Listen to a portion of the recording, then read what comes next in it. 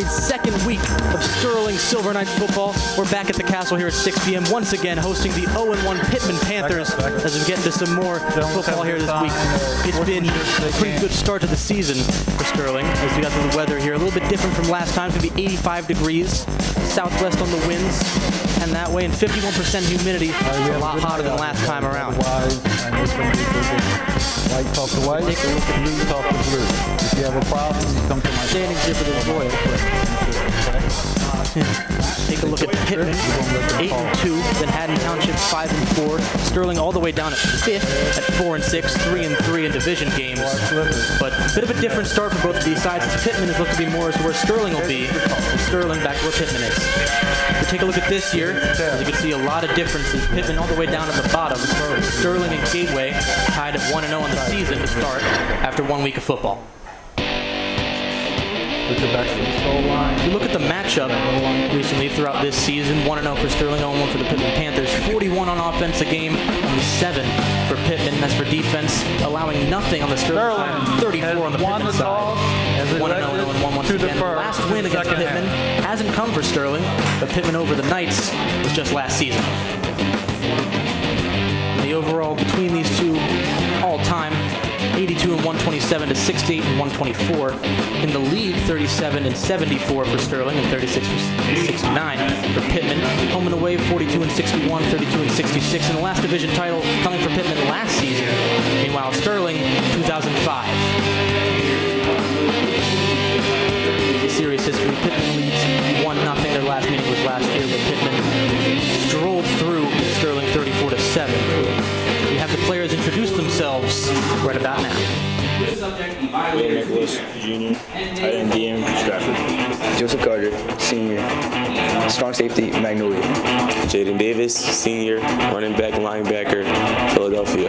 Jaden Alley Ward, senior, receiver, onside. Nolan Giles, senior, wide receiver, Stratford. Jermaine Stewart, junior, running back and safety, Summerdale. Justin Sly, senior, cornerback and receiver, Lost Springs. Sean Dewalt, senior, wide receiver, Berlin. Albert Penrola, senior, right tackle, Magnolia. Jake Churchill, senior, defensive tackle, Magnolia. Rene Camacho, junior, middle linebacker, Lost Springs. Daniel Capobianco, junior, left tackle, Lindenwold. Yeah, Jeremy Clark, junior, kicker, Stratford. Gabriel Toronto, sophomore, receiver, Magnolia. Liam Crawford, junior, center, Lost Springs.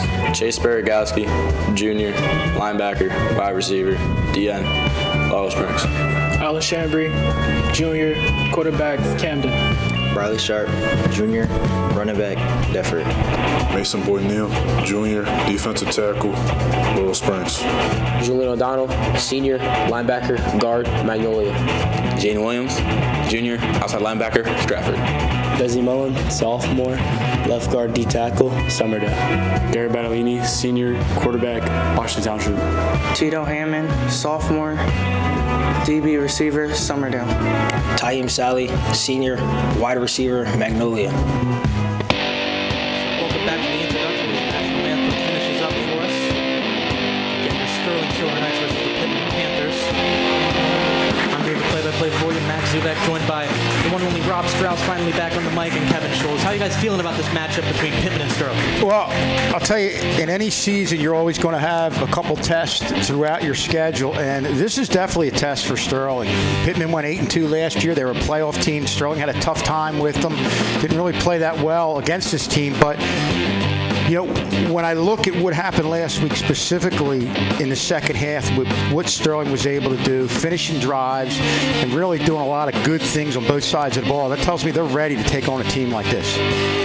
Yeah, it's a gorgeous night here for football. A little bit more hot than it has been over the last week or so. When I was talking to coaches down on the field, I'm like, your guys are going to have to hydrate for sure. A lot of cramping issues could come up tonight. 85 degrees as we get ready here for kickoff at a 6 p.m. kickoff. And that's changes on the way, however, coming tomorrow. So getting ready for this one. Back-to-back home games for the Sterling Silver Knights to open the 2025 season as we get ready for kickoff. Sterling will kick off to open this game, second contest of the season. And Sterling really did everything well, on both sides of the ball, special teams in that second half. First half last week was almost like an extension of the preseason. A lot of mistakes, really weren't able to finish drives, but after halftime they really got going and never looked back. As the whistle goes, and as does the kick. And this one will start off between Pitman and Sterling. Picked up around the 20. Keeps it moving.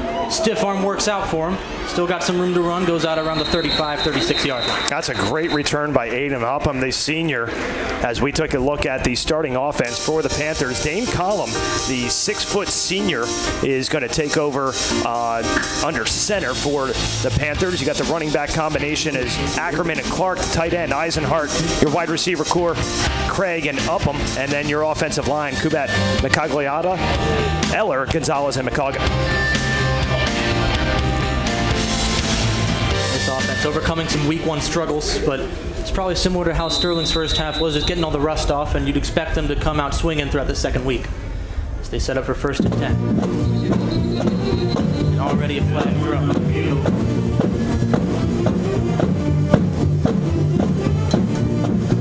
I think that's going to go against Sterling. On the defense, 5-yard penalty, replay 1st down. Now a couple of things that plagued Sterling in the first half last week were you had a couple turnovers, but you also had the penalties, and that's something you have to clean up, especially against a team that's the caliber of this Pitman team. Back-to-back penalties, and we're going to see. They're going to say that's offsides against Sterling as well, so that's going to give Pitman a free 1st down. Yeah, and this is something you can't have happen. Have a Pitman team starting close to midfield. On the defense, 5-yard penalty, 1st down. Take a look at it right here once again. A little bit of movement there, and then full commitment from the line. 2 plays, 2 back-to-back penalties. Pitman finally get a snap off. Fake the handoff. Dump off pass, it'll go well for him. He keeps on the run. Gets down about the 39, 38-yard line. That's a gain of 16 to Will Clark, the senior wide receiver from Dane Collum. A pair of seniors connecting here on a nice little out route. Yeah, a little bit of a bootleg pass. That's where you can't get caught up going the initial look that you saw the quarterback to his right, then he rolled back around the other way, and I think that gave the receiver just an extra step. That's somebody you have to be recognizing the entire play, and you've got to get out there quicker. This is a Pitman team that, like I said, they're tough, they're physical, but they also execute. So line up for yet another 1st and 10. Handoff this time. Gets a couple yards on it, but not enough to talk about. Maybe a gain of 1. It's a handoff to Ackerman. Not really much there. Good job by that defensive line of Sterling, Schulze. Yeah, good job by the defensive line. And also, you saw that linebacker, Julian O'Donnell, who had an outstanding game last week, filled the hole right there. And that's classic football. The defensive line holds up the offensive line. The linebacker, Julian O'Donnell, fills the gap there. Sterling defense. This one we got Cameron Johnson at cornerback, the safeties, Jermaine Stewart and JoJo Carter. Second corner, Truly, with Rene Camacho running the way in the middle linebackers with Julian O'Donnell and Jaden Williams on his side. The DNs, with Nolan Giles and Will Nicholas. In the middle, Mason Neal Boyd and Diesel Desi Mullen filling out the line. They were really impressive this last week and clearly carried on with the first stop of the run. 2nd and 10 comes. Snap with another dump off. Doesn't get into the hands. It'll be 3rd and 10 for Pitman. I tell you what, Pitman's lucky there that wasn't a backwards pass. That was really close. Schulze, that happened literally right in front of you. That was borderline backwards pass. Boy, I'll tell you what, I almost think it was. I think they got away with one there because that's one where, hey, if you see it and you're not sure, a little bit more forward than I thought. Yeah. But not sure on defense, pick up the ball. Take it going to 3rd and 10. Ball on the 39. Big play for the Sterling D right here. Most definitely. There's the snap. Electing to pass in the long play. Deep one. Almost intercepted. Bobbled. Might have gotten into the hands. They're going to call it down. That was a great play by Sterling right there. That pass just kind of hung up in the air. They're looking for Lincoln Eisenhart, the tight end. And I almost thought they got on the quarterback's arm. Somebody hit the quarterback's arm because obviously that pass didn't have anything on it. But good job in coverage, and they stepped right up there. But obviously the pass didn't get enough on it to get to the receiver. 4th and 10 comes. Going to punt this one off to Sterling for their first offensive drive of the night. Solid punt. And it'll be down inside the 5. That is a great punt. Directional punt from Pitman. As we take a look at the Sterling starting offense, Gary Battolini is going to take all the snaps tonight under center. Your tight end, or excuse me, your tailback, Josh Hernandez. Your receivers, Giles and Sally. Slot receivers, Jaden Alley Ward. Your other tight end, Will Nicholas. And then your offensive line, Panarello, O'Donnell, Crawford, Diesel, Desi, Mullen, and Guys, Daniel Capabianco. What just happened here tells me how Pitman really has a lot of respect for this Sterling team this year. And I don't think this would have happened last year when you're on the 39-yard line. In a lot of cases, that's 4-down territory. But they really looked at the tape last year and have a lot of respect for what Sterling can do on the offensive side of the ball. And Pitman really wants to, early on, pin Sterling deep. Especially after the week 1 that Pitman had, there's no room for taking too many risks. You want to secure your first win on the season. Sterling on the 5. 1st and 10. Battolini will hand it off. Only be a gain of a couple for Jermaine Stewart. Flag thrown after the play.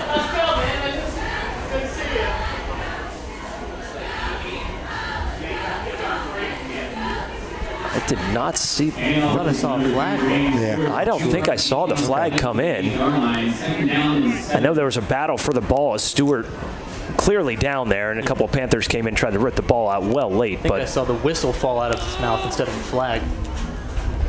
Nonetheless, 2nd and 7, another run play going to be called. A good block, and a gain of a couple more.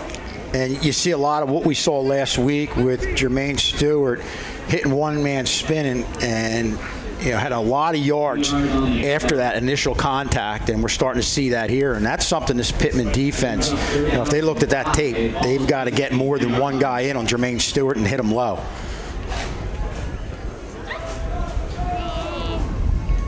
So move to a 3rd and 5 situation. Ball on the 10-yard line. Snaps high. Battolini rolls out, trying to find a target. Oh, no. Intercepted, and it's going to go for 6.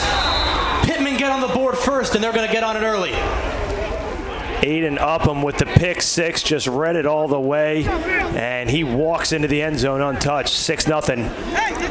Yeah, and that's one of those things where the execution was hurt right from the get-go, because when you're Battolini, right-hand thrower, rolling to the left side, you got to take that extra time to turn. And when you had the high snap, that held him up and gave that defender extra time to step up and obviously get the pick 6. It was intended for Nolan Giles, but Upham read it perfectly and walked into the end zone for 6. The PAT attempt a bit wide. It'll stay 6-0. Hit the upright, the left upright, so it'll stay 6-0. And we talk about all the time, so we take one more look at this here from our drone cam. Beautiful shot here. And the defender just read that the whole way. That's one you probably on film want to tell them to eat and just see if you can roll out and get some yardage with your feet right there, especially this deep in your own territory where there's little margin for error. I'll give Battolini some credit there, as that was a high snap. Corralled it with his right hand, did a great job. That could have been a heck of a lot worse there, but either way, Pitman comes out with 6 points.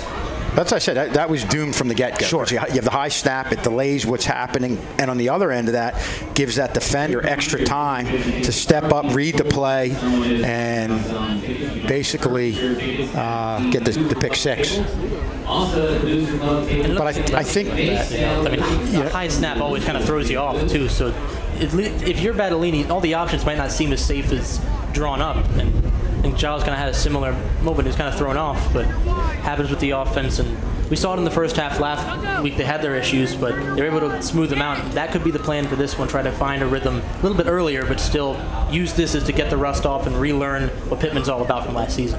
And one thing you don't want to do against a team, the caliber of Pitman, is give away points. But on the other end of that, I feel like this situation last year would have been much different than this situation this year. I think they have leadership that can get everybody together and overcome something like that. But here early on, this is a big test for the Sterling team.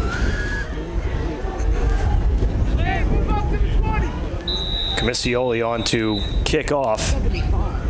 A junior 5'11" kicker, wide receiver, D-back.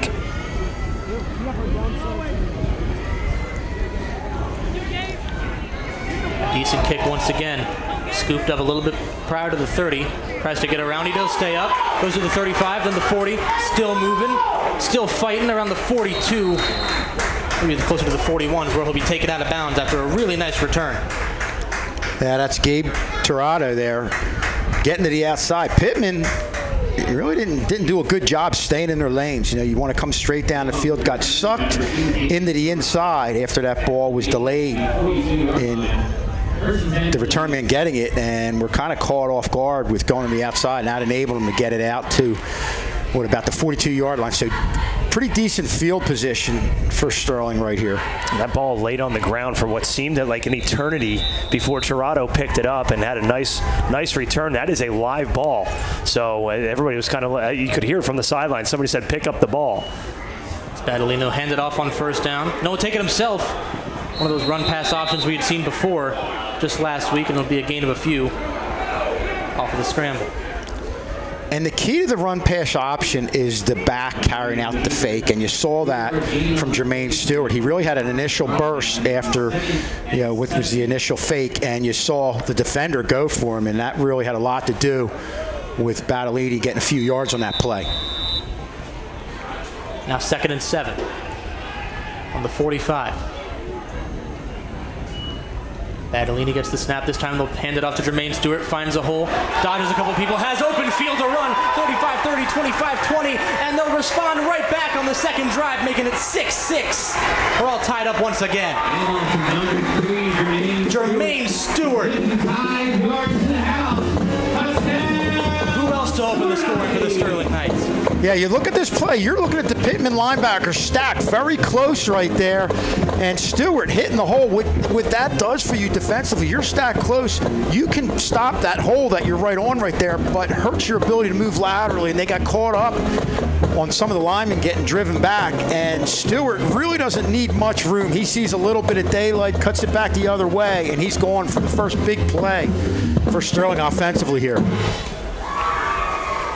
It'll be Jeremy Clark. Whistles blow before the kick can take off. And this is where the failed extra point makes such a huge difference, and you have such a great kicker in Jeremy Clark this year, and the coaches are raving about him. He's been kicking the ball really, really well. I'm not trying to put the announcer jinx on him here, but having a real good year early on. The second time of asking, it'll go through. 7-6 the score now. Sterling with a 1-point lead. No announcer jinx. You just had full confidence. I'm not gonna lie. I was sweating that a little bit because he just hooked it in that right up right there. We see here again. There was a good block from Nolan Giles to get this time to go through for Jermaine Stewart. And we saw a lot of different things from Jermaine Stewart on the offensive side of the ball last week. Obviously, we talk a lot about his yards after contact, but here you see his ability to make people miss with that cutback right there, going against the grain, and great acceleration after the cut. Jermaine Stewart's second rushing touchdown of this early season. Well, that answers our question about how is Sterling going to react to adversity. You saw it right there. And again, that's why when I look at this team, the experience they got from all the ups and downs last year, especially a lot of the sophomores that are getting, that full year of play last year, really shows in the way they're battling back. They just put that pick six in the rearview mirror, and now they're able to get right back after it on a big play right there. How about that move by Jermaine Stewart right about 5 yards past the line of scrimmage? Just put a real great move on the linebacker and just took it to the house. Once he cleared that initial wave of defense, he was gone. A lot of open field. We're seeing them work tackle to tackle right now, but I think they also offensively have the ability to get to the outside, especially with those backers lined up real close. If you can't get a few holes over, you're going to also get caught up going to the outside. outside. So look for Sterling to really start to try to hit things on the outside also. Whistle blows and Sterling will kick it off to Pitman once more. It's up. Hits the floor. Picked up. You see there as it's taken down. This flag's thrown. Bit of a scuffle before he's finally taken down.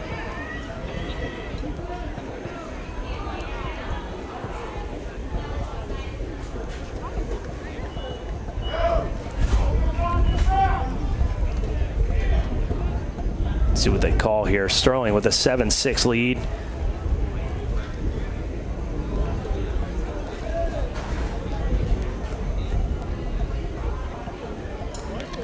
Looks like it's going to go against Pitman. We got a new mic on the ref tonight.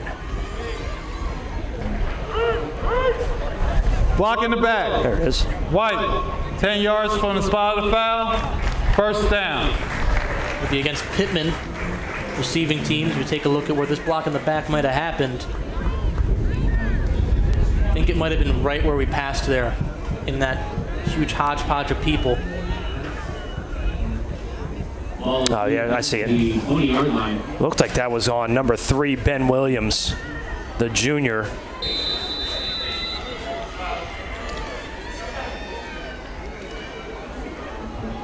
They line up, try and make a run happen towards the outside, but not much to speak of after it. And you see the difference. You know, we talk about how the linebackers are lined up. Sterling's back a little bit further. That tells me how much confidence they have in their defensive linemen. And you see their ability to roam left and right.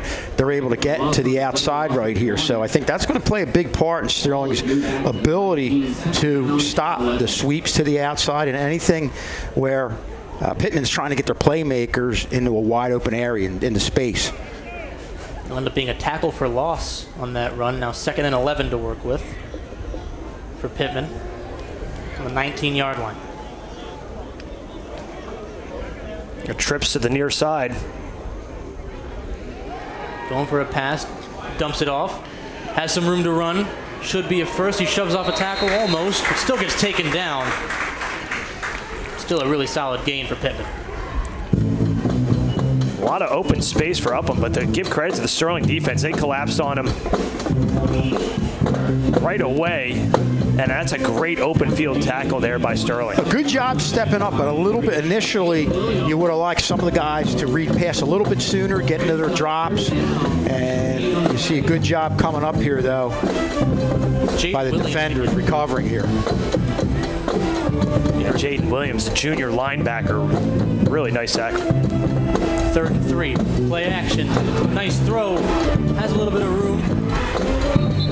Gets him down around midfield. You'll see Sterling went with a blitz right here. Great job by the quarterback getting the ball off as he's getting hit. Boy, that's one where you know you're going to take a lick, but he stuck in there and delivered the ball for a first down.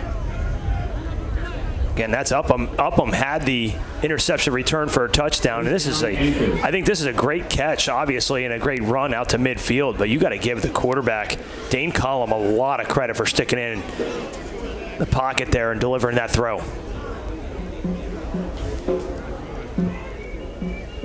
As we move to 1st and 10 on exactly the 50-yard line. Be a run play this time around. Outside run. Cuts and keeps going. Pittman's got a first. Tackled out on the 40-yard line. There's Blaine Ackerman on the carry on the outside.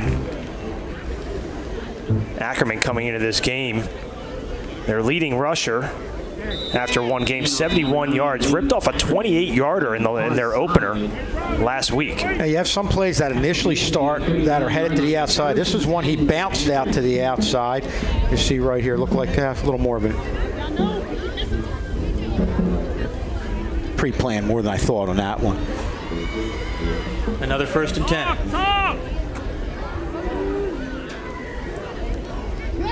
Sees him to center. Play action.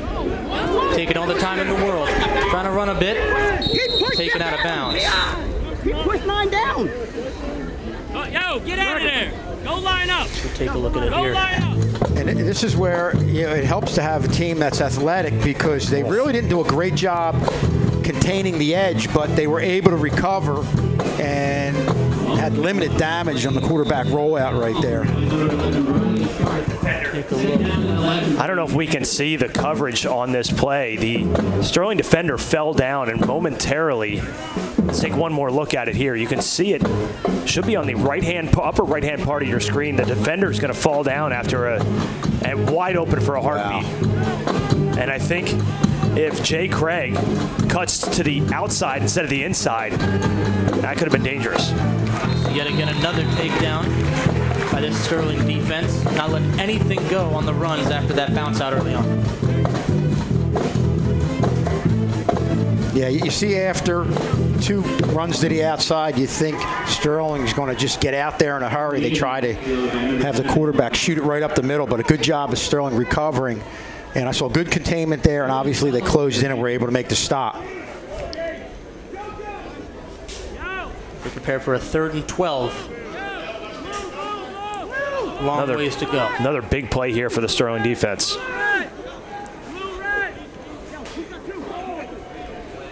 Make some adjustments. Sterling shows they're going to storm the line. Add as much pressure as they can with the blitz.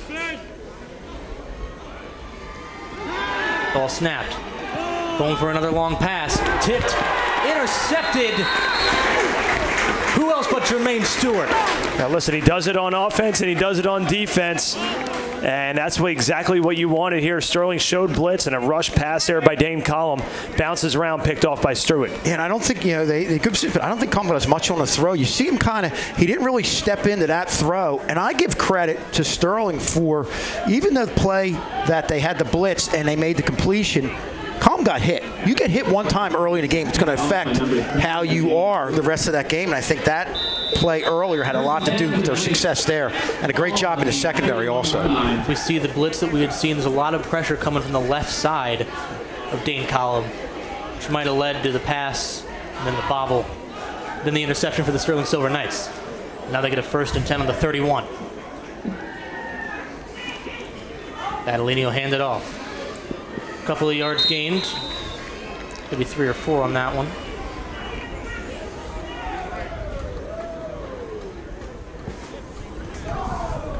It's Bradley Sharp on the carry right up the middle. Schul's a number you're familiar with. Bradley Sharp's number 11. That's right, yeah. Jason's number. Jason was on here last week with us. He's out this week, but and we see our drone coverage back again for 2025 fall season. We're going to get a lot of great shots this year. Take a look. 2nd and 8. Another pressured throw. Bobbled up. Almost another interception. That's one of those plays where that ball is up in the air and it's bouncing around. Seems like it's up there for an eternity. Yeah. And I don't know. That's one that I think Coach Wiggins is going to look at in the film room tomorrow and say, hey, let's not do that. 2 things. You're throwing into a decent amount of traffic. Even though if there was a slight window, you needed to get more in that ball. And with not being able to get his legs underneath him, he was going back. You knew he wasn't going to get a lot on the ball. So, Battellini obviously missed a lot of last year, so he's still learning and growing. Yep. And I like what he did last week. Had a tough first half, but came back and really had an outstanding second half and led the way. Now a 3rd and 8 situation. They elect to pass. A long ball goes, a little overthrown, incomplete. Targeting Taim Sally. Yeah, that was Aiden Upham on the coverage. Just a bit overthrown here. He had a little bit of space. Fairly good, decent coverage, but that's one where you want to throw it where either your receiver can get it or nobody can get it. But I like Sterling showing that, extending the field, keeping that in the defenders' heads that, hey, he can go deep. We got to play back a little bit. To me, when you show something like that, it goes a long way in helping your running game. You see Coach Des Wiggins. The kick will go. Lands a little bit close to the 45. And they'll drop on it right on the 45. Still good field possession. Penalty marker on the field. We take a look at our next TV game. First soccer game of 2025. Going to be Sterling taking on Haddon Township. 4 o'clock start is, I believe that's the boys against Haddon Township, looking to repeat as South Jersey Group 2 champions. What an incredible run they made last year. And get the call here. Holding. Pitman during the run, 10 yards, first down. We get back to that game that is going to be next week, kick off the season. The boys soccer team is playing. They played today. Not sure what the, we'll see if we can get the score and relay it over to you, but we talk about the run that the boys soccer team made last year, the first South Jersey Group 2 title since 1976. Just an incredible season. They have a lot of kids coming back. And that game tells you the caliber of play in the Colonial Conference. Haddon Township also in Group 1 was in the state championship. So a lot of big things go through the Colonial Conference. So many strong teams in the conference that Sterling shares, but go to a 1st and 10. The American version of football. Another good run for Pitman. Oh, what a hit by Jermaine Stewart. So far, Jermaine Stewart's having a heck of a opening quarter here at Sterling. And a typical play. See the lead back. He's sealing off the linebackers right there. But this is where Jermaine Stewart comes up as a safety, and he's an extra linebacker, as a run stopper there. Really laying a lick. And that's where, if you're a back, you're going to be a little more tentative when you go around that corner. You're looking for Jermaine Stewart. I mean, after last week's and last season's performance, all I could think about throughout this past week, after the performance of the 41-0 win from him, he's the Iron Man for this team. He's just will take out anyone with the strength he has. He's basically made of metal. It'll be a 2nd and 6. Another run, taken down, and a couple after that. That's a real nice spin move there, too, by Ackerman as he came across the right side, coming right into your living room here. Nice little spin move, was able to get an extra couple yards to make it 3rd and about 4. It's the first major involvement we saw from Camacho as well. He got about half of that tackle for himself. A little bit quieter start than he had last week, but still has played a pretty big role for the defense throughout this one. Now 3rd and 4 for Pitman. Ball on the 41.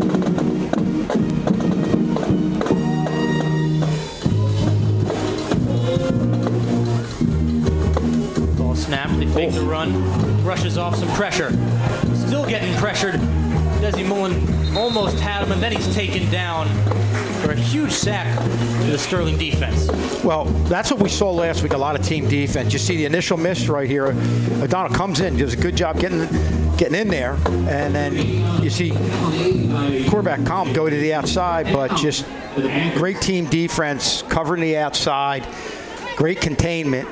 And Sterling defensively did the job right there. And shows you talk about containment there. Rene Camacho was coming off that far side on the right side of the line, really forced the quarterback back inside, and then he had nowhere else to go.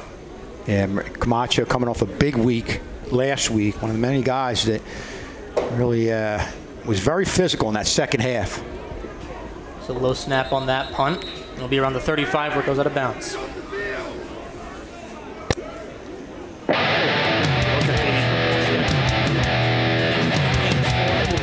Camden Mastery Warriors at home, September 11th. Then their first away game will be Gateway 8 days after that one, and they'll be back home at the Castle for Gloucester Catholic to host the Rams.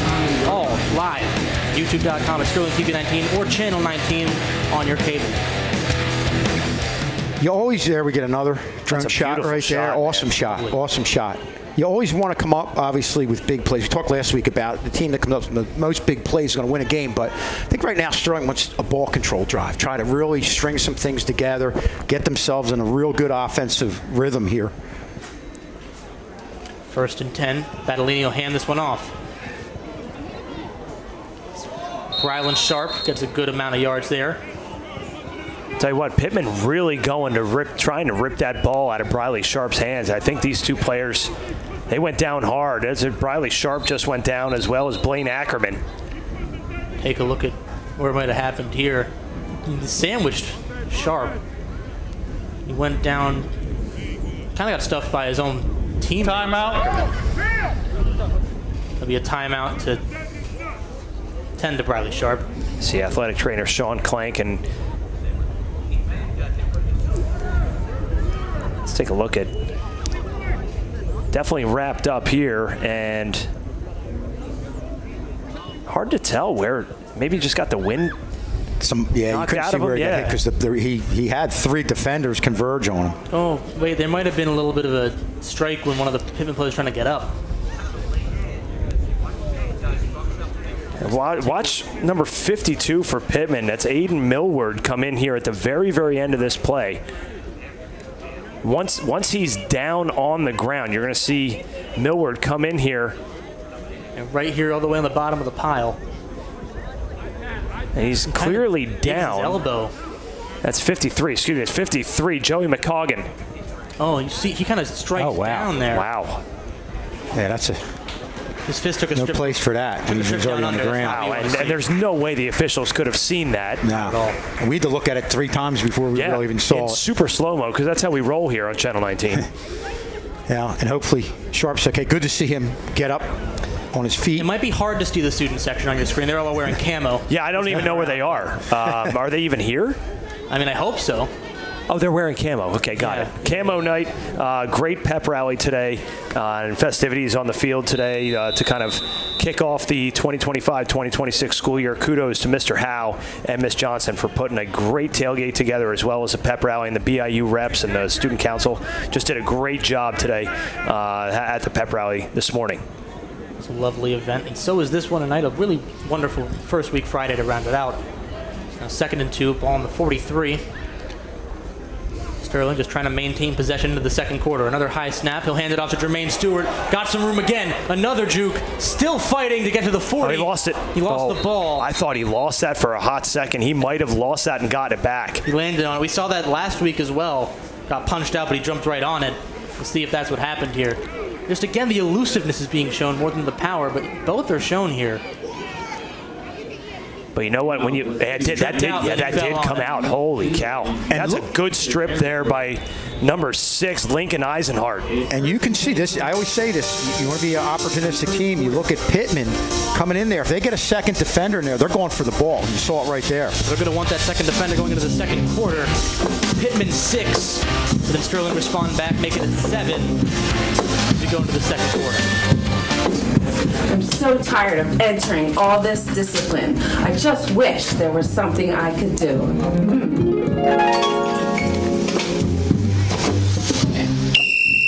We've got illegal use of the phone. Report to VPO. Just signing the Minga. No. No use of the Minga pass. Going back to classroom.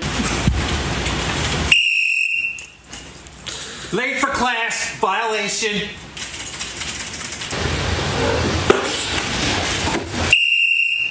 Illegal wearing of the hoodie, gray hoodie, that's a violation. Falling asleep in class, that's a violation.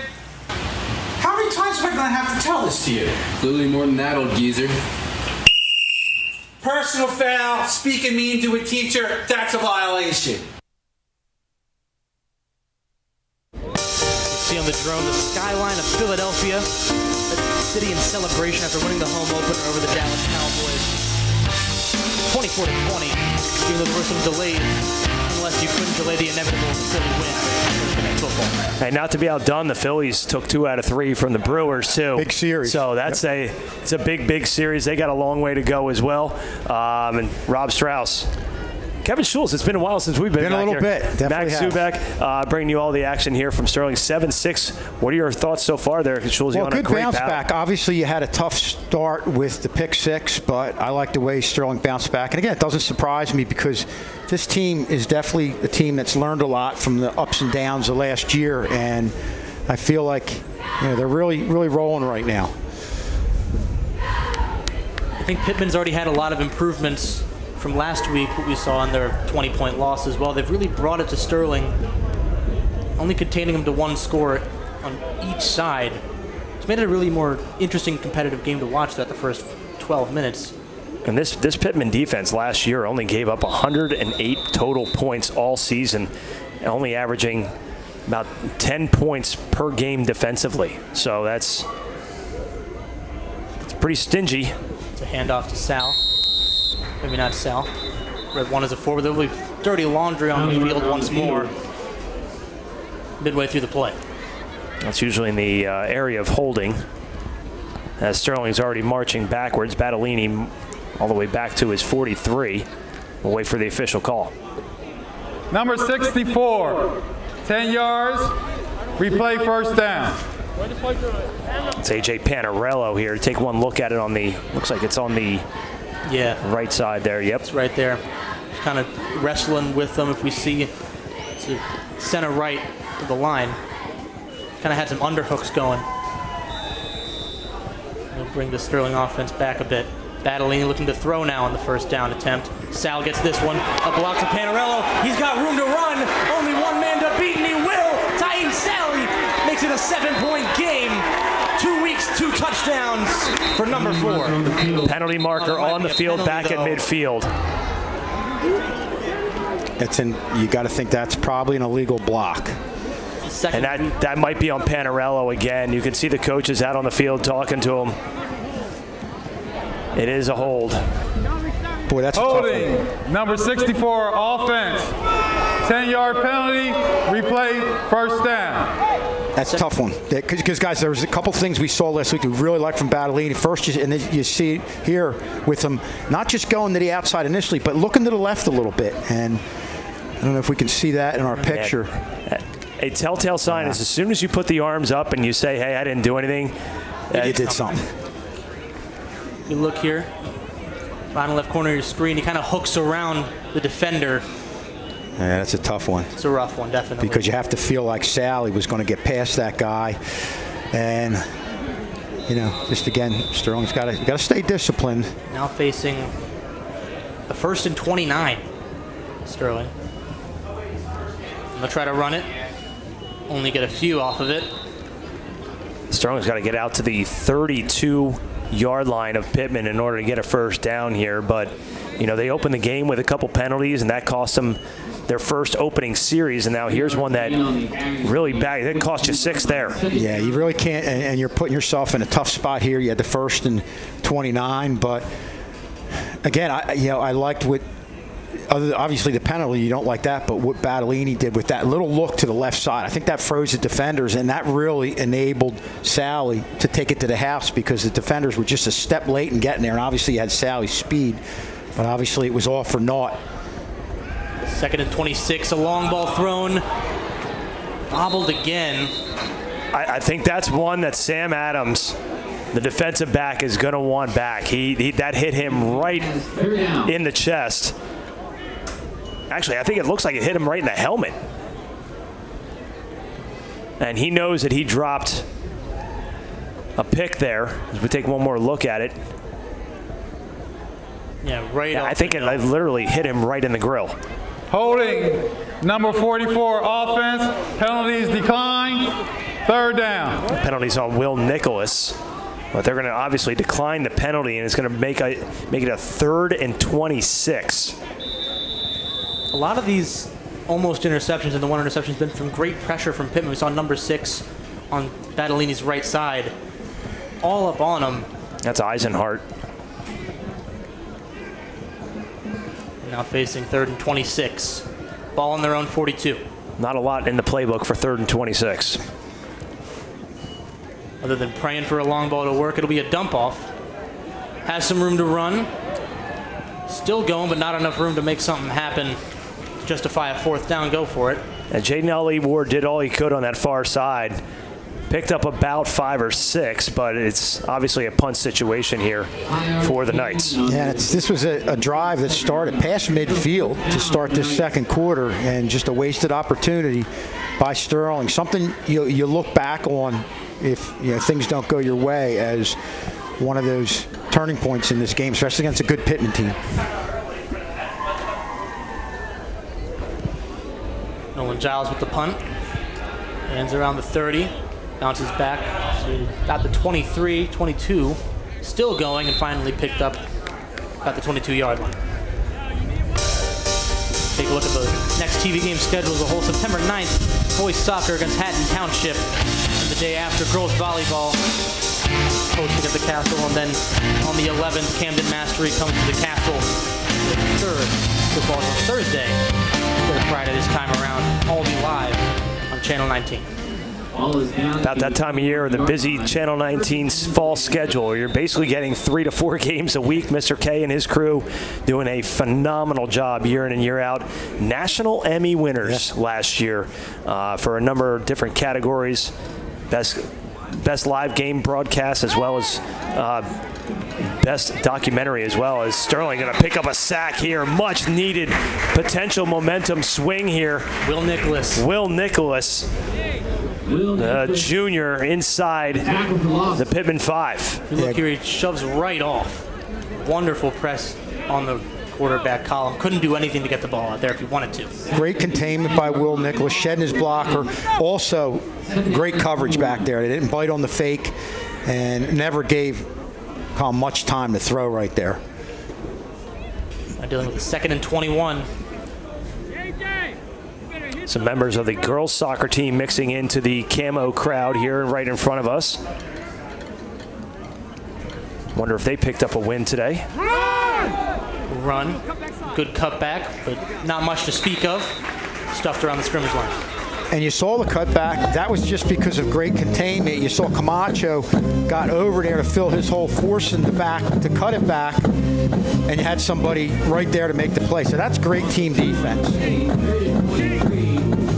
And I think we talked about it last week. If you provide containment, you don't have to make the tackle to make the play. If you force it back to the inside, allow somebody else to make the play, you did your job.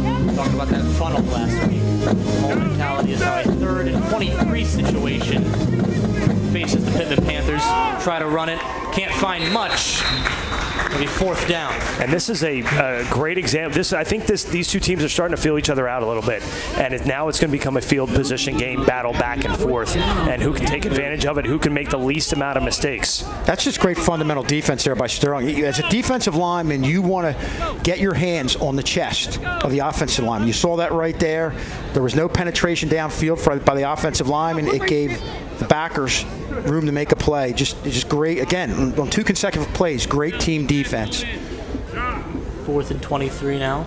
Pitman looked to punt from inside their own end zone. Oh. Received past midfield. Got some room to move. Still going. The 20, around the 18.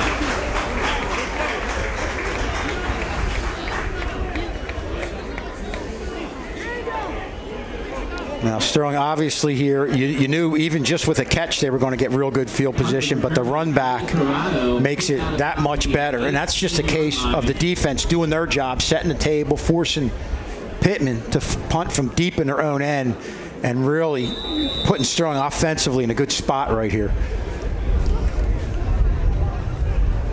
1st and 10 on the 18 for Pitman. Sterling. Plenty of room to work with. Scoring opportunities galore with field positions like this.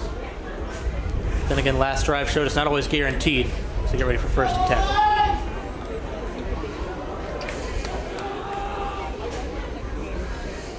10. Goes in motion. Hand off to Hernandez. Gets some yards there. Got a gain of 6. Maybe a little more. Just found out that the girls soccer team won their opener today 6-0, and that's Coach Jimmy K's 300th career coaching victory. So congratulations to Coach K. Always doing a great job here at Sterling. Yeah. And they are actually perennial. Saw an article. They're one of the favorites in South Jersey Group 2 this year. 2nd and 3 now. Hernandez once again. Yeah, Coach K came over here, about 5 years ago, and had an outstanding career run at Haddon Township, and has really come here and done some great things, winning the coaches tournament. Yeah. That's really impressive a couple years ago, beating some of the bigger schools in South Jersey. So there's no doubt that when he came here, there's no doubt that he would have the success that he's had. Boys soccer also victorious today, 2-0. So they've won back-to-back games to open their season in their defense of the South Jersey Group 2 title and the state Group 2 title as well. Can't wait to see them back in action here at the Castle. It'll be real good atmosphere as Badalini will take it himself. What a move! takes his ankles and then takes 6 more for Sterling. Puts them right back where they belong, 7 ahead of Pitman. No, that's a great job with the read option there. He held it, saw an opening on the left-hand side, knowing he's going to only have one man to beat right here as he goes to the outside and makes him miss. And he's got wide open space on that left side. Real nice job by Gary Battolini and the entire offense right there. His second rushing touchdown of the year. Get some congratulation head taps from his teammates. Jeremy Clark on to attempt the extra point, lefty. Up, and it is no good. Take a look at this option run again. Fools the camera, fools the defender, and it gets right into that square of blue. Battolini's shown a little bit of his running ability, but again, I think you hated to see the mistakes that we've seen with some of those penalties, taking them out of that one drive where they started at midfield. But you like the way they've overcome them. There's a mistake, they're just playing for the next play. And after they had that bad drive, I like the way the defense did what they did to bury Pitman deep, and then turned it over to the offense in great field position, and the offense took over from there. With the blocking here, and a great play call as Battolini backs into the end zone for the touchdown. But you see Will Nicholas there. He's having himself a game here tonight. On both sides of the ball. Absolutely. So 13-6, 6.5 left to go in this first half. And you take one more look at the blocking here, and you can see Josh Hernandez with his hand up in the air. He knew as soon as Battolini got around that side that it was 6. And another case where the play call and the execution creates space. And that, offensively, coaches want to try to create space for their players, and they were able to do that on that play. We had discussed before how the linebackers for Pitman were very central, and that the outside run could really cost them. And it was shown right there with the run pass. That's a good point, Max. They're stacked up there, and especially you couple that with Sterling's ability to push the defensive line back. It really clogged things up. It's a live ball. Still going. Flag thrown. Finally taken down around the 40, but still a penalty marker on the field. A lot of laundry in this game.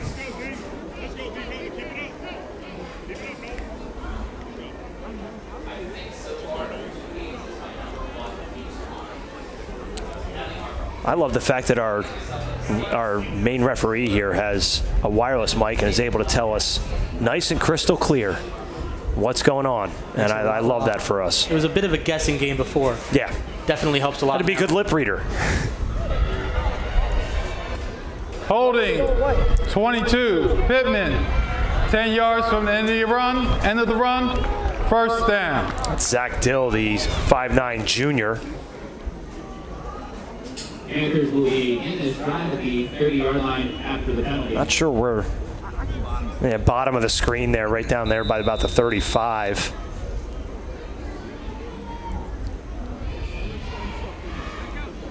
So they line up for a 1st and 10 on their own 30. They hand off the ball, but nothing comes of it. And Pitman's really been struggling on the run throughout the second quarter.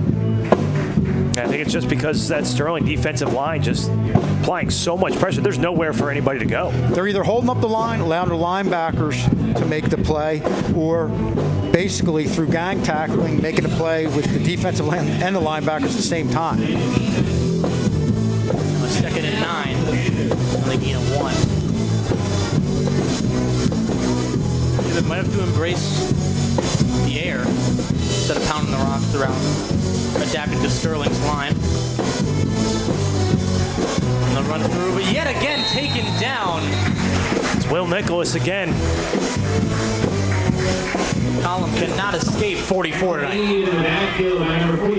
Yeah, you see him coming from the opposite side. This is where if you're a Pitman guy right there, you got to pick up Will Nicholas on the other side. You cannot leave him unblocked, and they just missed him right there. But Will Nicholas, a big guy, showing a lot of speed coming from the outside. And with how he gets through the line, put him on the swim team. He's got the most efficiency swimming through that line, and gets his 2nd sack of the half. Now a third and 8. The little brother of Channel 19 Tech alumni, Ben Nicholas, who is doing the coaches show. He's producing the coaches show at Temple University. Temple playing tomorrow under new head coach Casey Keeler, who had a lot of success at Rowan University as well as University of Delaware, and now is moving up the ranks to Temple. Yep. And hopefully he sticks there and they can get some things going. Another big hit. This is what we saw from Camacho a lot last week. This is called scraping and filling the hole. You see it from Camacho right here. He goes, he scrapes, fills the hole, lowers the shoulders, he's square. That's just great fundamental football from the linebacker position. When I had asked about, the physicality of this team last week in the interviews, they all had one answer, and it's the culture. The culture is just hit hard and don't stop hitting hard. The punt will come here from Pitman. Grabs it about the 40. Some room to run, gets past the 50. Still at the 45, still going. Makes another move. Now at the 35. Now at the 30, finally held up by Pitman.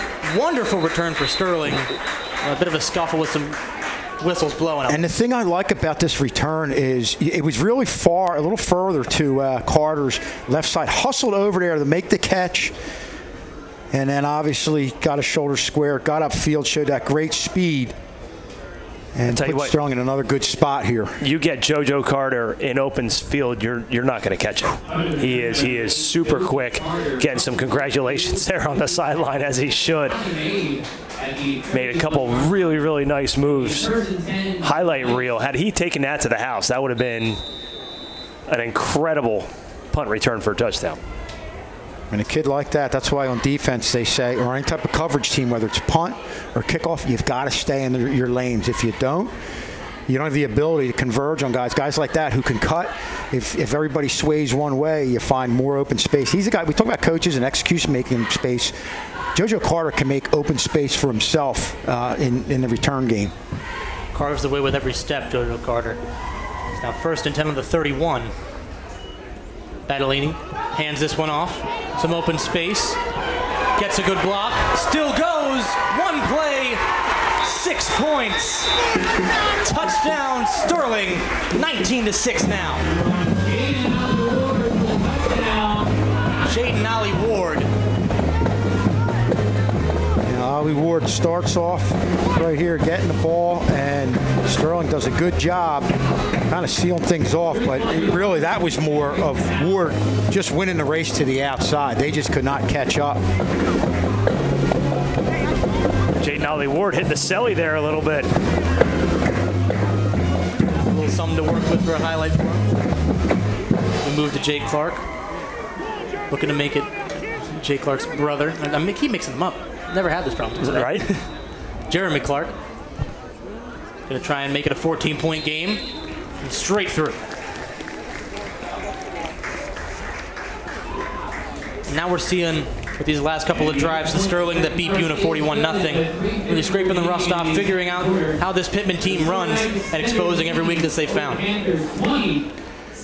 And you could see, Sterling's been doing a lot of tackle-to-tackle running. We've seen on the first touchdown, you saw Jermaine Stewart go off tackle and cut it back because they were just finding openings inside. But when you see a play like that, it tells you Sterling has the ability to stretch the field and just makes things that much more difficult for a defense. As you look at Panarello right there doing a good job sealing the linebacker off. Linebacker never had a chance to get in the play. So I think that play had a lot to do with Ward, his speed to get to the outside, but a good job by Panarello.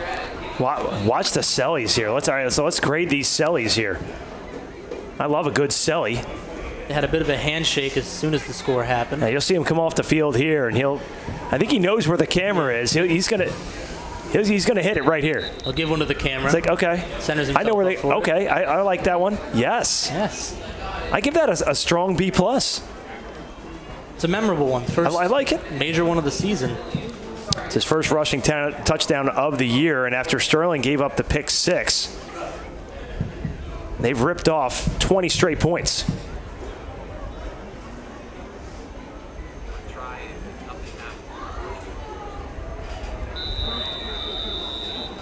Sterling going to kick this one back off to the Panthers. Bit of a low one. Gets down around 33 after a bit of a squib of a kick. And we'll get a first trivia question. What Pitman resident is Gloucester County's all-time scorer in high school basketball? Okay, I know the last name. I'm not sure of the first name. All I know is he has a name. I've got nothing up here. That's good. Very, very good. I like the honesty too, Max. I'm not gonna lie to you. I have no idea. Can I guess? Or do you want me to hold off on the guess? Let's let it cook. Let it simmer. Let it marinate. Marinate. That's the word I was simmer. No, I like simmer better. Can I use that? I like marinate. You like my word. Right, I like so your why word. Don't we trade? That's good. That's fine. Both of us will be happy. That's good.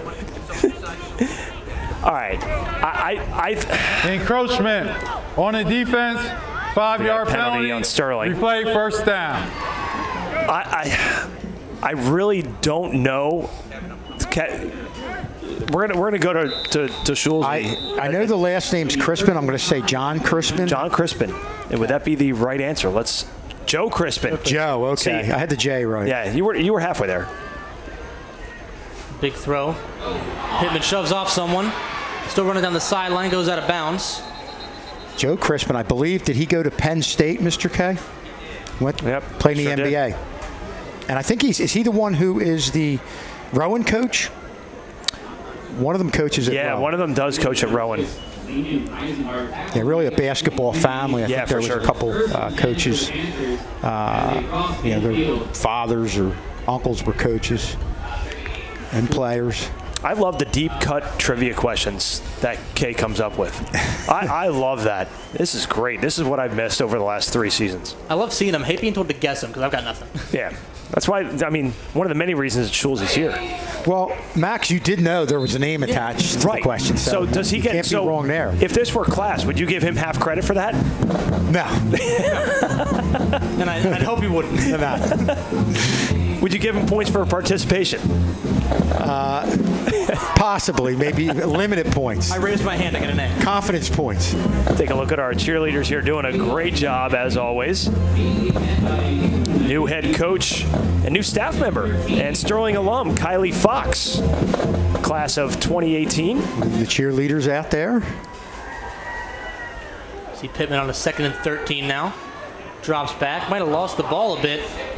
Was footing still moving after a bit of a slip, and then gets taken out by Renee Kamachet.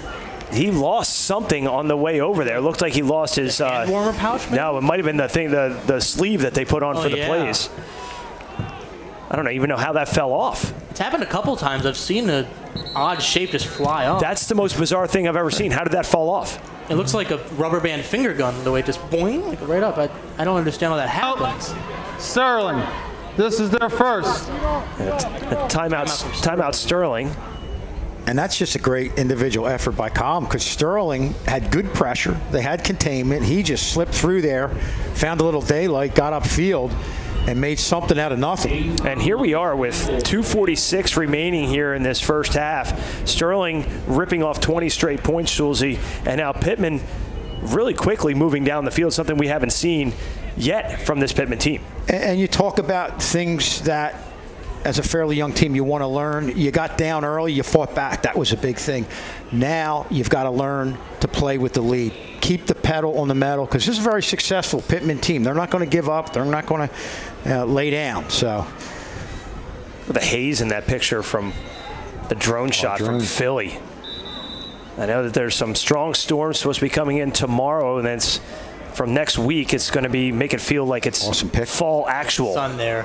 The sun you can barely see, but back to live action. Now 1st and 10 on the 28 for Pitman. Cullum looking to throw down the field. It's big. Almost a really good contest from Sterling to keep the ball out of the end zone and a double-digit lead a little bit longer. Pass is broken up in the end zone. Great one-on-one coverage by Lamb right there. And, of course, you saw Jermaine Stewart in the middle of the field coming over for help. I wonder if he was looking for a tip as well. I mean, that's a risky throw there into double coverage. I know you got a little bit of momentum there. Looked like it was in the receiver's hands as well. It just couldn't quite stay there. what you hate to see, but you've always got a couple more attempts. 2nd and 10.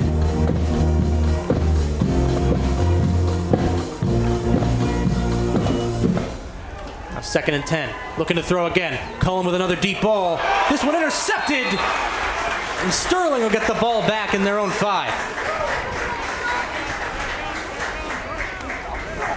Yet again, Lamb throwing into double coverage again. They tried it once. They got away with it, but not this time. Going to the left corner of the end zone. Some pressure being applied there on Column.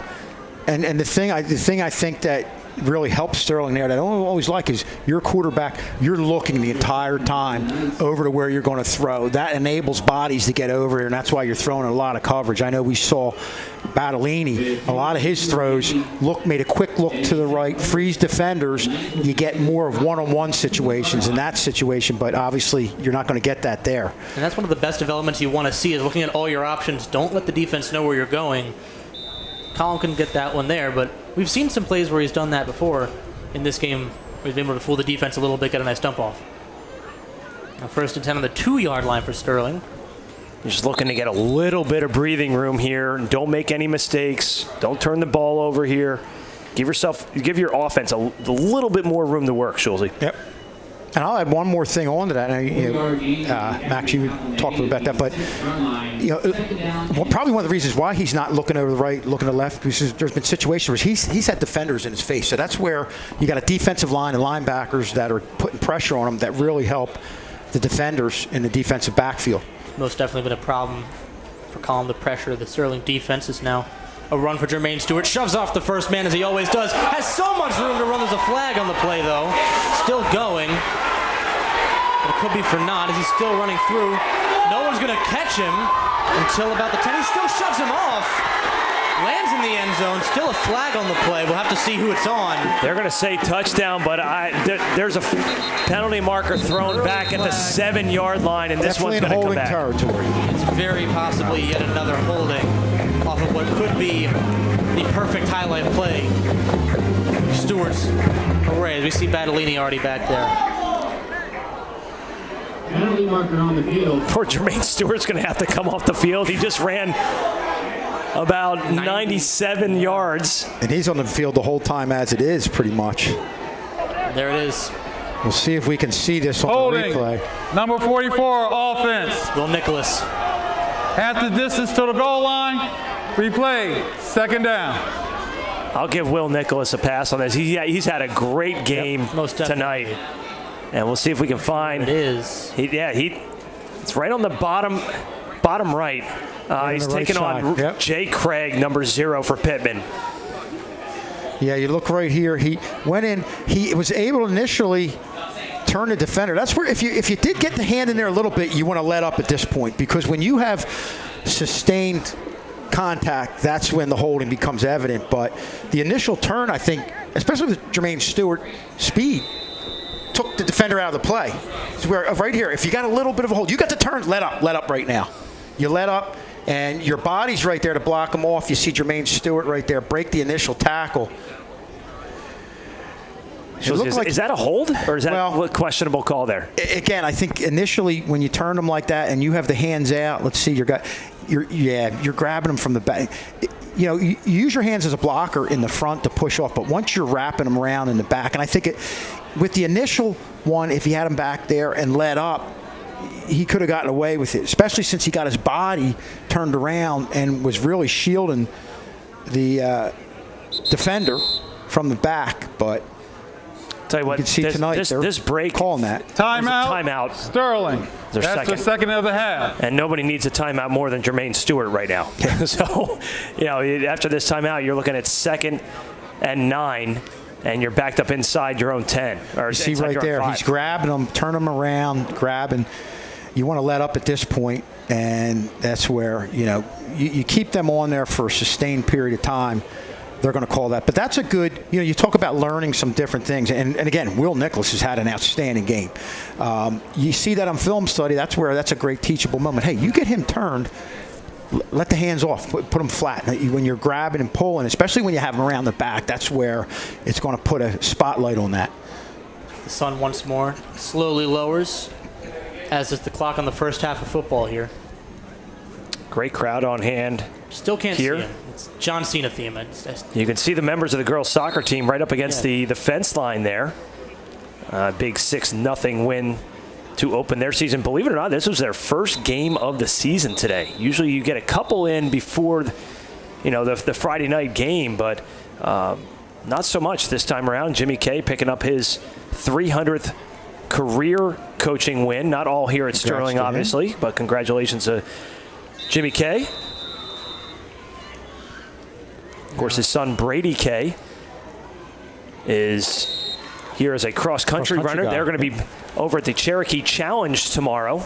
So good luck to the cross-country team as they take on a pretty tough course over there at Cherokee High School. And a lot of good schools go to that. Yeah, that's and a whole bunch of different levels, too. You're going to get kids that are grade school level, middle school level, and, of course, high school level as well. Cross-country team coached by Coach Howe, Coach Kirk.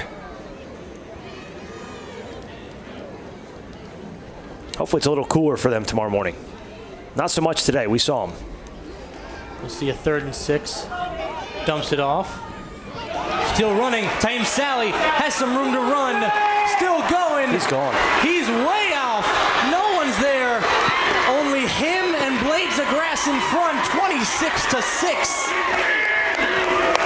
No flags. And guys, here's where, you might have had success on the first part of this play, but I'll go back to Battolini looking to the middle, freezing the defenders. To me, that enables Sally to get to that second level. Look to the middle, freeze the defenders a little bit. They're late to getting over here.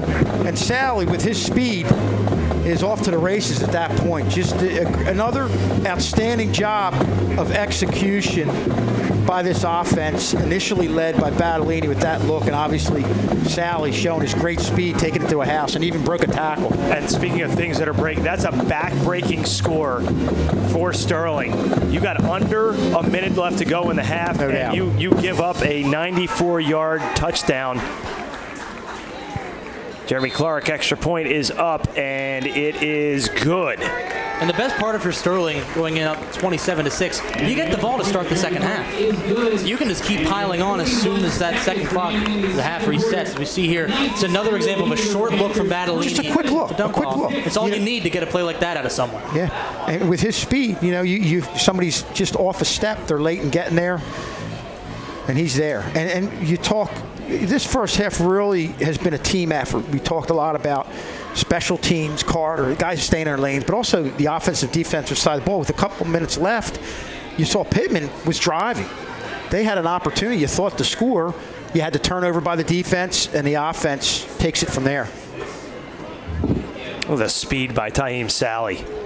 Best part is, until 9 gaps, he hasn't really turned on the Jets fully either. Yeah, Ackerman gave it a shot. You're not going to catch Taim Sally, and that's 94 yards. And we say this all the time in a lot of different sports. You don't like to give up a goal, a score, any type of scoring in the last or first minute of any half or quarter. And that's a tough one, because you hold them there on that down. If you're Pitman, you might get the ball back under a minute to go, maybe get a quick score.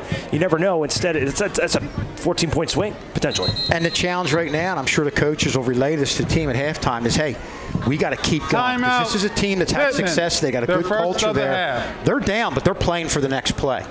Pitman takes their first time out of the half. And if we remember going back to last week with the big play scoreboard we had made, Taim Sally has had at least one big play in each week.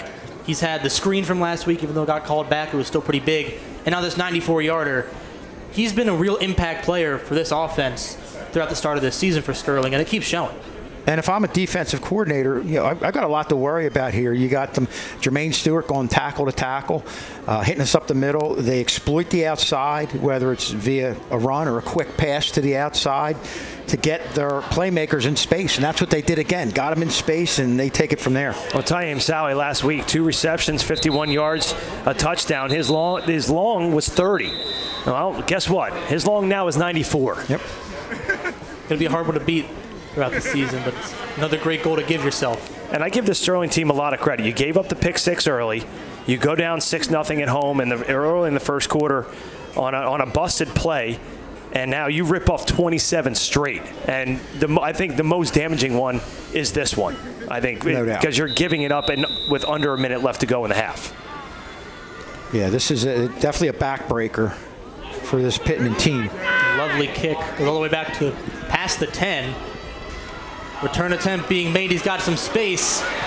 Can't quite get there. Pitman's going to finally have a response, it looks like. Back to the 20, then the 10. Touchdown. There's a penalty marker on the field. The penalty marker thrown at about the 47-yard line on the far side of the field. And that's exactly what you didn't want from Sterling. I think Sterling's going to catch a break here. Looks like it might have been maybe blocking the back.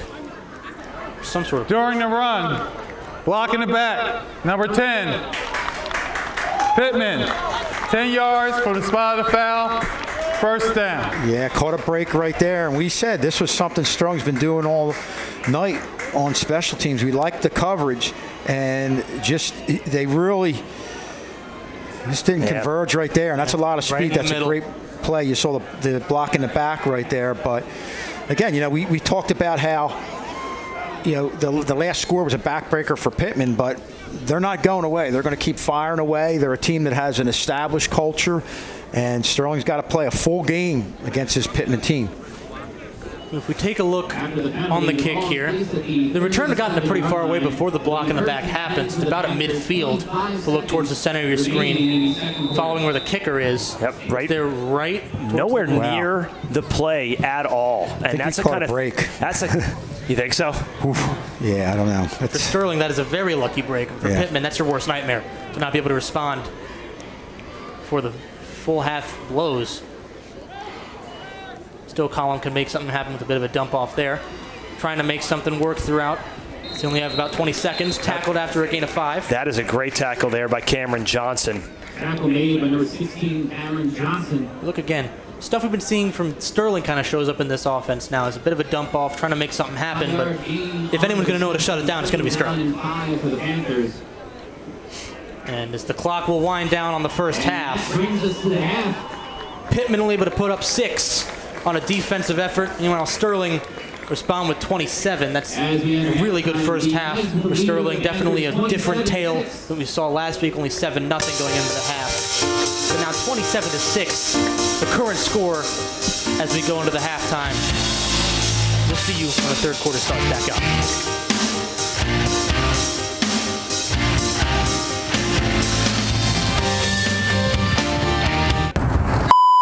Yo, what's up? How the you doing? Oh, good, I guess. What have you been up to? Oh, this, that, everything. Yeah, of course. Yeah. Well, it's nice meeting you. I'm gonna get going now. All right. Out of here. I'll see you. Hey. Hey, Roddy. Is that Brody over there? How's he doing? I don't even know.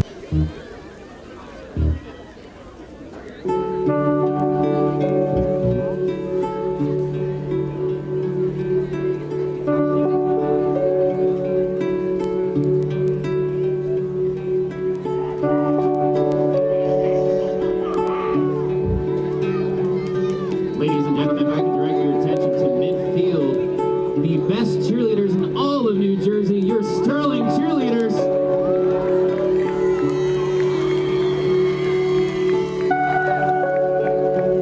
What made you become a bully?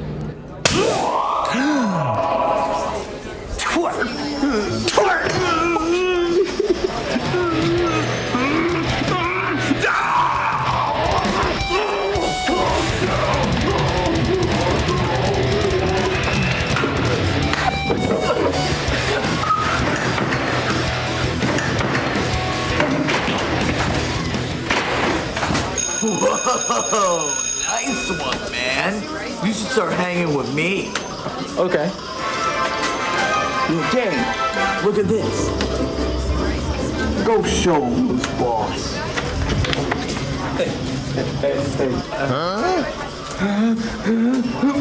Danny, gotta VPO.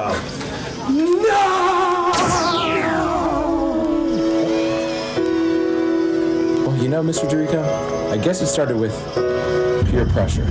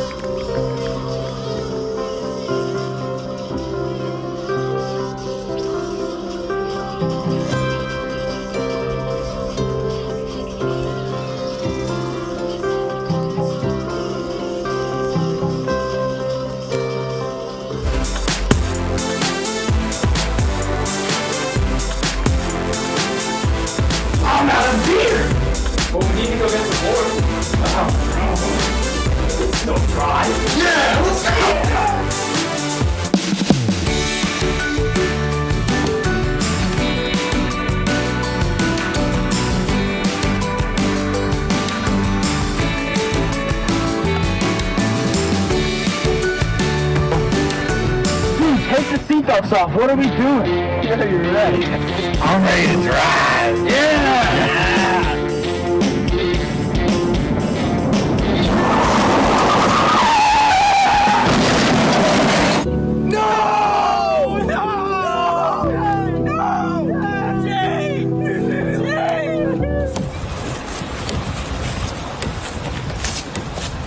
Don't drink and drive.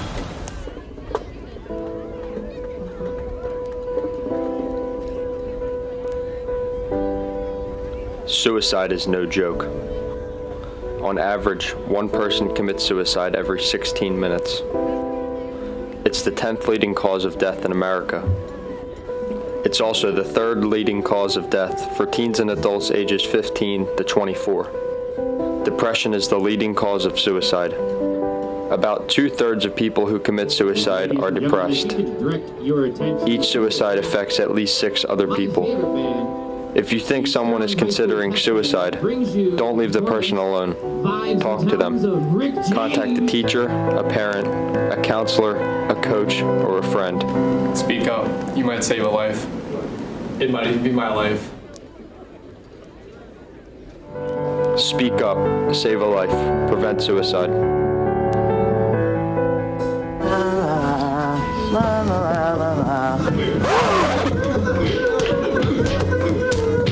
Hey, stop that, bully! Are you begging for a knuckle sandwich, twerp? Maybe I am.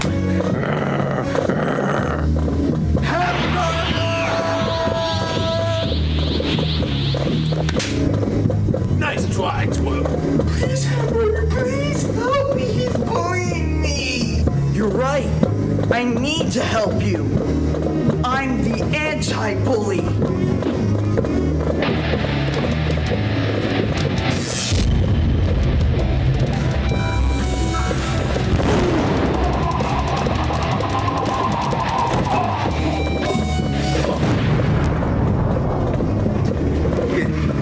Oh my God, thank you.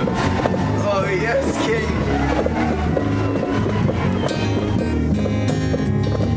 They said I couldn't dream. Called me a piece of trash and said that's all I'll ever be.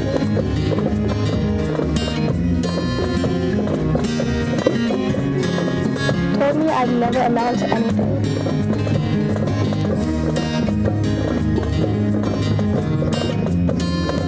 Or help anyone.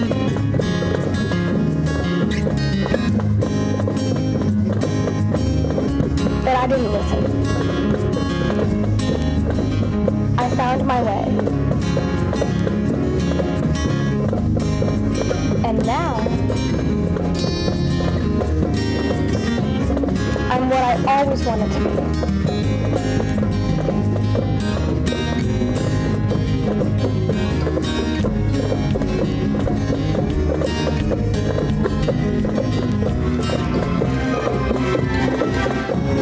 Douglas. Here. Brody.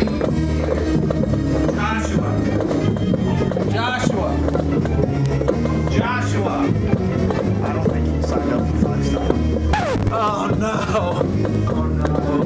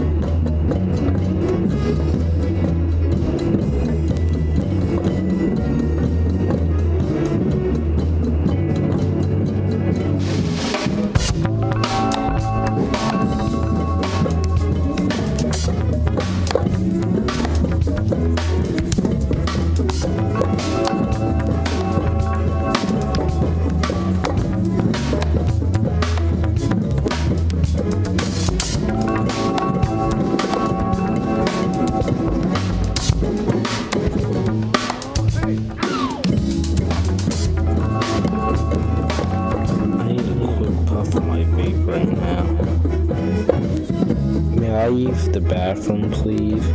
Yes, you may use the bathroom.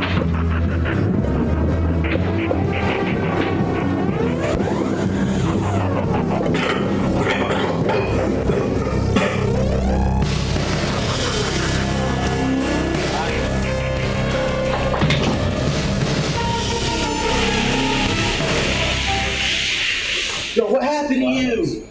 Wait. Man, screw that. What happened to Doug? Because he was vaping and thought it wouldn't hurt him at all.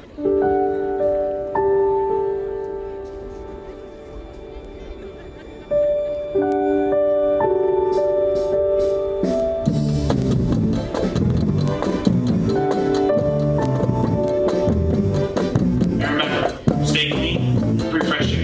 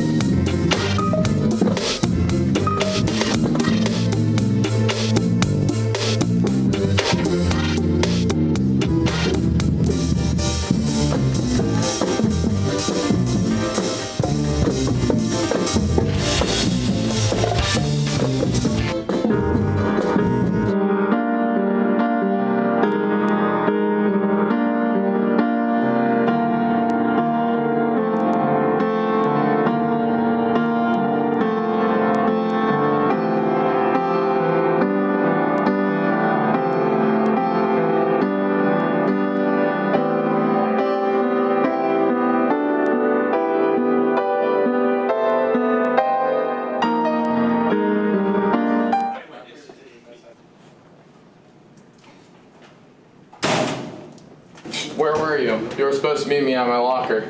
I had to get my books. Let's go. Where are we going? Don't worry about it.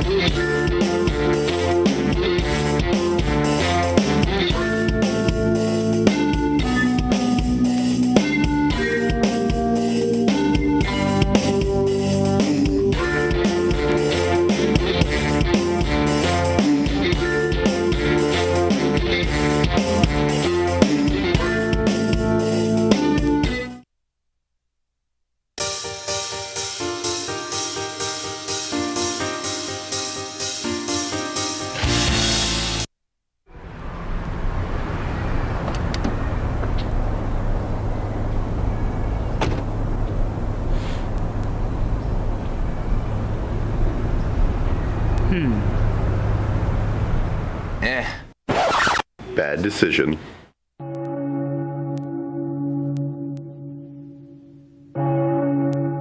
Not wearing a seatbelt while driving increases fatal injuries by 78%. Hitting the windshield without a seatbelt feels like getting knocked out by an Olympic heavyweight boxer.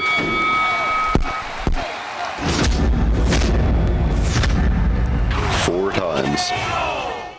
The initial impact of a car crash is multiplied without a seatbelt. It feels like being tackled by 3 defensive backs running at full speed. Oh my god! Oh my god! Oh my god! Good choice. Buckle up. It's not worth being a statistic.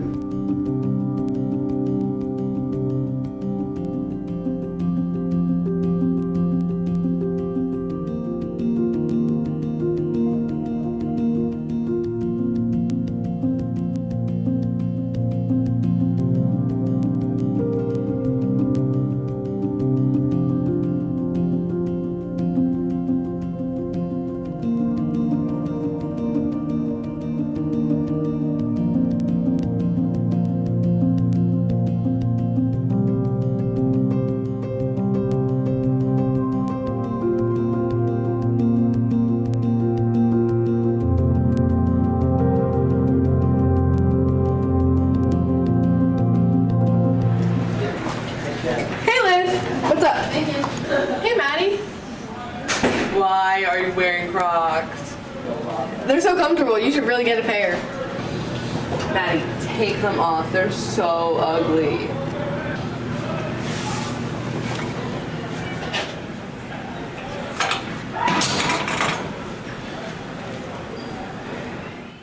Three days later.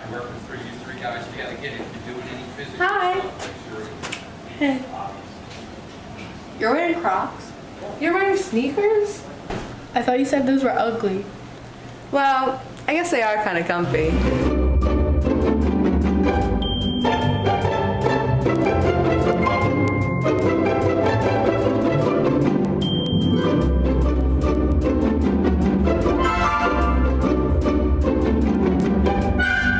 Hey, Dad. Hey, how was the game? It was great. We won. I'm sorry I missed it. It's okay. You can check out all the highlights on Sterling TV 19's YouTube channel. Oh wow, really? All right, I'll check it out then. Bye.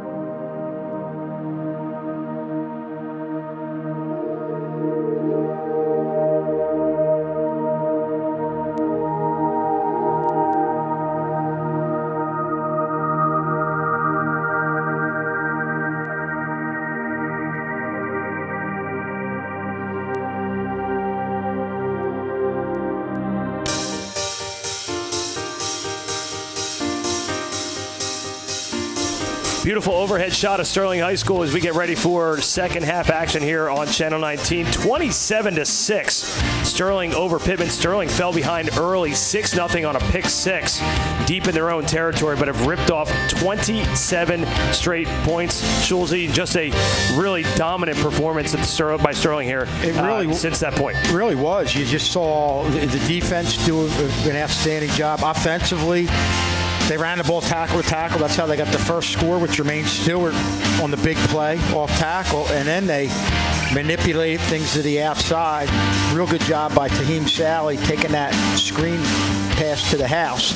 And, you know, they've had a few penalties, but they fought past it and just had a dominating effort. A beautiful shot of the moon here. Almost should be a full moon. If not tonight, then probably pretty soon on a very, very warm and humid evening here from Sterling. And beautiful fade right into our brand new turf fields doing it.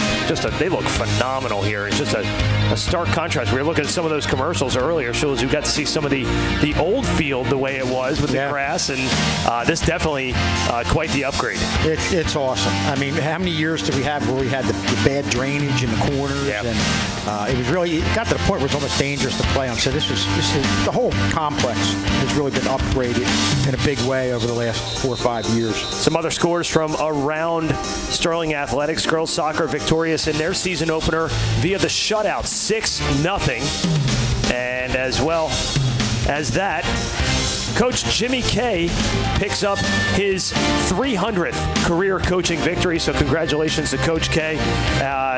Just a phenomenal job in the soccer community.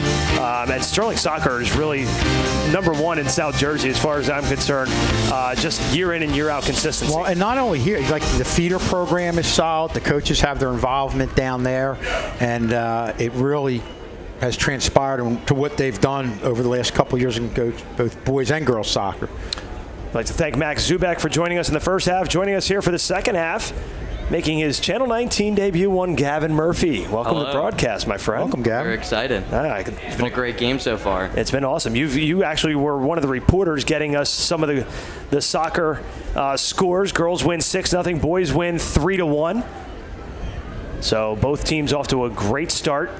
And we're going to have boys soccer next week as they take on Haddon Township. That'll be a great tilt right here on Channel 19 on Tuesday. Yeah, well, the thing with the championship run is that you're going to have a bullseye on you, and you're everybody's biggest game. Here comes the kick. That kickoff is going to be driven into the ground, and there's a penalty marker. There was a whistle well before. I don't see any penalty markers on the field. I wonder if they're just going to re-kick this. It might have been a clock issue. We're not sure. But there's no penalty marker on the field. And so I think Coach Wiggins is wondering what's going on, because that kick was going out of bounds. Would have gave Sterling some really, really nice field position.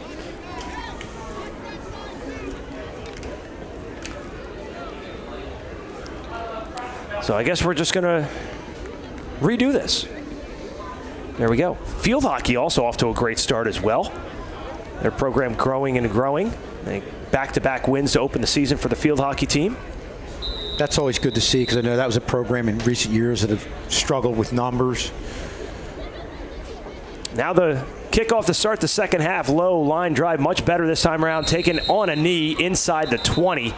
And that's where Sterling will start off 1st and 10 as JoJo Carter takes it on the knee.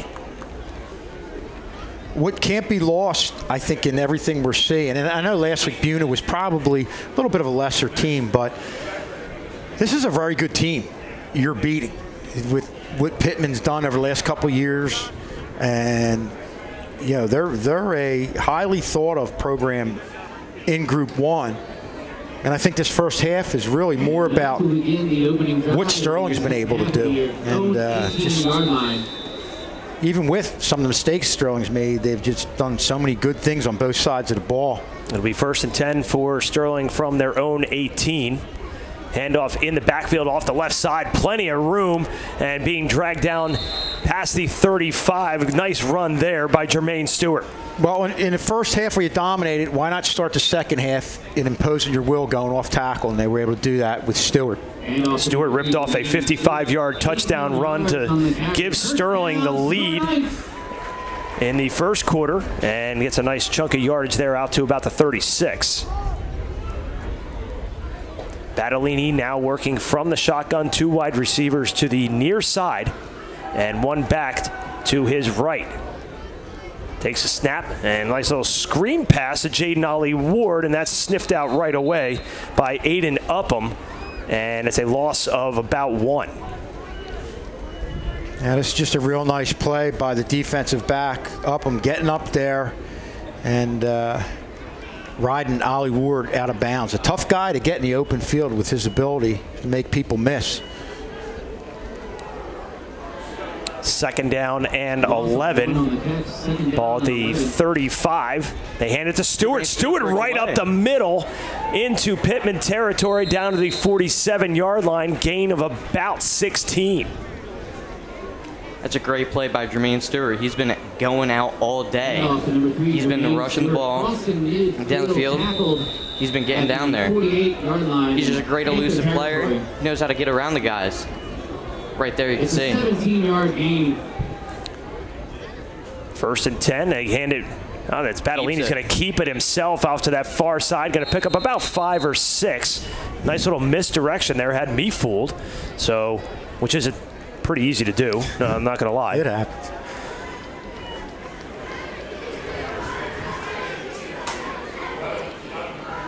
Oh, I guess he stepped out of bounds. Let's see where they're marching it off. It's a gain of about 4 or 5.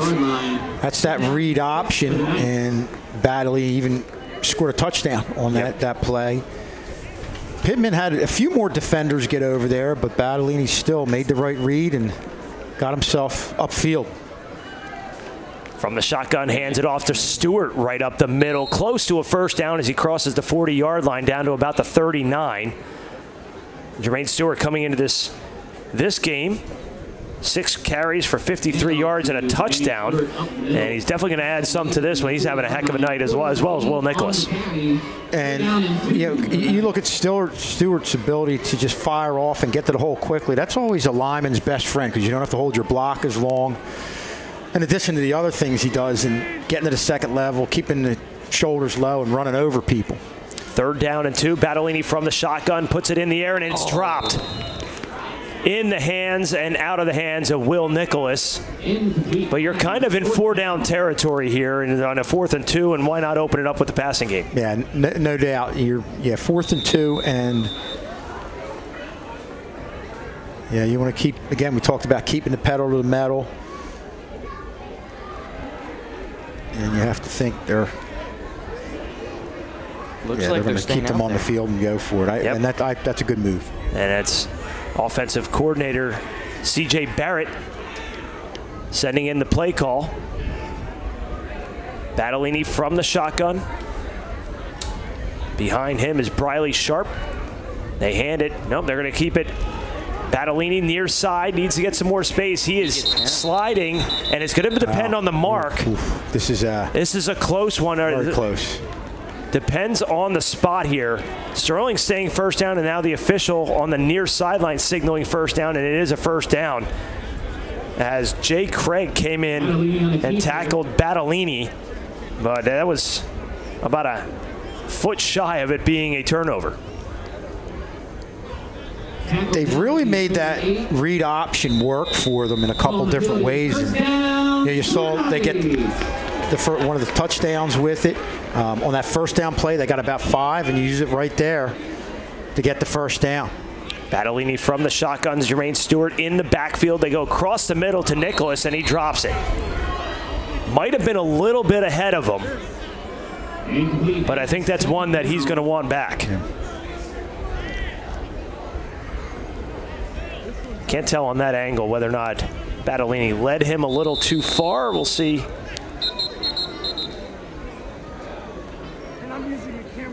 Might have been a little out in front. Yeah. A little out in front.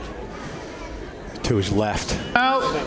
Take Pitman. Our cheerleaders That's the first of the second did a half. phenomenal halftime routine. I know Coach Fox and Coach Miller have been working really, really hard on that halftime routine, and they absolutely nailed it here in front of a capacity crowd. Next TV game coming up, we mentioned it earlier, boys soccer are going to open up their Channel 19 debut in defense of their Group 2 title. They're taking on Group 1 rival and down the road rival Haddon Township, always a strong team year in and year out. You can watch that game right here on YouTube. That's /Sterling TV 19. That's going to be a 4 o'clock kickoff. That should be a good one. Oh, yeah. Yeah, and you have two, like we were talking about, two teams that made championship runs that have significant players. That they didn't have everybody come back, but both teams have younger players that played a big part in Haddon Township getting to the championship game, coming up short, and Sterling obviously winning the Group 2 state championship. So after the Pitman timeout, their first of the half, it'll be 2nd down and 10 from just inside the 40-yard line of the Panthers. Battolini in the shotgun with Jermaine Stewart behind him. He gives to Stewart off the right side. He's got some room inside the 25, inside, pushing inside about the 22-yard line. Great run there by Jermaine Stewart. That's some tough sledding. And you have some plays that are directly up the middle. It's a quick start. You saw him right there. Like it could have been a counter. Broke left and went right through the defense off, but he's a kid that does a good job as he's running hard. He can read where the openings are, and just a good job up front also. You saw Nicholas there driving his man back. 1st and 10 from the 22. Out pass real quick to Jaden Ali Ward. He's got some space. Hits a guy real hard. I think Pitman took the brunt of that one as Jaden Ali Ward lowers the shoulder out of bounds and picks up some decent yardage there. Well, we're seeing a dominating effort on both sides of the ball up front. Backs who run hard, deliver hits as much as they're taking them. And to me, I think that goes a long way in wearing down a team. 1st and goal from the 10. They hand it to Stewart inside the 5. So it'll be 2nd down and goal from about the 4 or 3. I don't know, we don't really keep it, but I'd like to see his yards after initial contact in these first 2 games. I mean, anytime he really gets the ball, he's getting yards. Anytime they give the ball to his hands, he's going.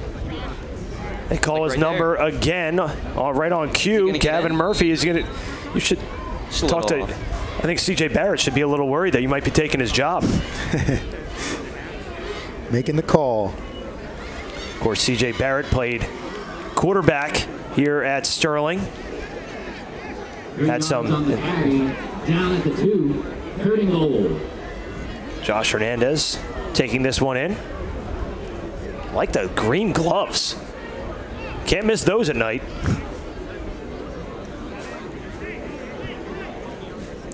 This will be 3rd down and goal from the 2. Battolini in the shotgun, man in motion to the near side. Battolini going to pass out into the flat, and it is a one-handed catch into the end zone for the touchdown. Finds Jaden Ali Ward his 2nd touchdown, this time from the air from 2 yards out, and it's 33-6 Sterling. You see him look right there, and another great job because you had different options on that play. You had people over the middle, and then you also had him out in the flat, and that's ultimately where the ball went. So Strong again continues to do a great job executing an outstanding game plan on the offensive side of the ball. High snap for Jeremy Clark, gets the kick away, and it is good. So with 7:25 remaining, Sterling out to a commanding 34-6 lead. And with 7:25 remaining in the 3rd quarter, the Silver Knights 34. Battolini just setting the feet. You know, we talked about the line with what they've been able to do with the running game, driving defensive linemen back into that to that 2nd level. But you're also seeing him giving Battolini plenty of time to set the feet, make the throws, see the whole field. Shows you. How about this? Before we get, that's kind of a. I mean, Halloween's not till later, but that's a pretty spooky shot there. It's like a horror movie. What a job by our drone pilot right there. And just... And welcome inside the broadcast booth. Rob Strauss, Kevin Schulz, Gavin Murphy, bringing you all the action live here. Sterling's second game of the year, both of which are at home. And Schulze, they've put up 75 points through not even 2 full games of football so far. And I like, even though they struggled in that first half, I think what you're seeing tonight is them continuing the success and the momentum that they got in that second half. And they just hit the ground running. Even with some of the mistakes we're seeing, they're doing so many good things that you can just tell this is a team that's really feeling confident about themselves, just playing past the mistakes and making big plays. And, that's why you're just looking at a score of 34-6 at this point. And you mentioned some of the mistakes and how they come back from those mistakes. Remember, Sterling opened this game with 2 straight encroachment penalties to give Pitman a free first down without even snapping the football. Yeah. And then you give up the pick 6. And now they've ripped off 34 straight. A kickoff from Jeremy Clark, taken by Pitman. That's Blaine Ackerman out to about the 25-yard line. As you look at Sterling's upcoming schedule, they have one more on this 3-game homestand. They're going to take on Camden Mastery on Thursday, September 11th. Please note that is a Thursday night game starting at 6 o'clock. Then they finally hit the road, go right down the road to Gateway, which should be a really, really good contest for Sterling. And then they return home on September 26th. That is, I believe that's a Saturday morning game against Gloucester Catholic. There you see Coach Wiggins really probably giving some life insight there to his players, which he does. He's got a unique bond with all these kids. Obviously, coaches wrestling also, and we always talk about how both those sports, football and wrestling, really go hand in hand with each other, and he's really got his imprint on both programs, with these kids. And you mentioned the job that Coach Des has done. Injury timeout. Injury timeout here on the field. But you talk about Coach Wiggins, not only the wrestling coach, football coach, and something unique that we saw today here at school, all the football players wearing the Sterling football polos as a team today. A really, really cool look on the campus of Sterling High School. We have another trivia question, Schulze. What Pitman resident was a football coach, then the general manager of the Philadelphia Eagles? And the worst part is this is another one.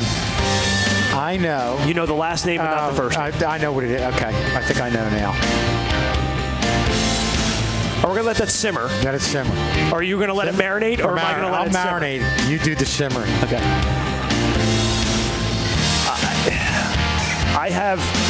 I literally have. So what are your thoughts? What do you think? What are you leaning towards? Can you give me some hints? I hope I have this one right. Now, I'm going to... This is... Mr. K may hopefully tell us this. It was a little ways back. It's not something that's been within the last... Okay. It's in our lifetime. You definitely know the name. So I think we're talking about the same guy. I mean, Gav, any idea? I've got not a clue. Gav's got nothing. Can we give a hint? Max off camera has nothing. Can we give him... Can we say the initials, Mr. K? Is that allowable? Coming this way. Okay, he's not sure. He's got to think about that. All right, we'll get back to that. Right. It'll be 1st and 10. Okay. Or it's going to be 2nd down and 6, rather. And a nice handoff there. And a beautiful tackle. That's Zach Dill. That's the first time we've called his name tonight. And it looks like we have a penalty marker on the field on the near side. And Sterling pointing in the direction of the Panthers, but we'll see what our official makes the call as. But we saw Will Nicholas being helped off the field a little bit earlier. A horsepower tackle, maybe. Take a look at let's see what the official says. They're going to wave it off. Okay, let's see. We're looking.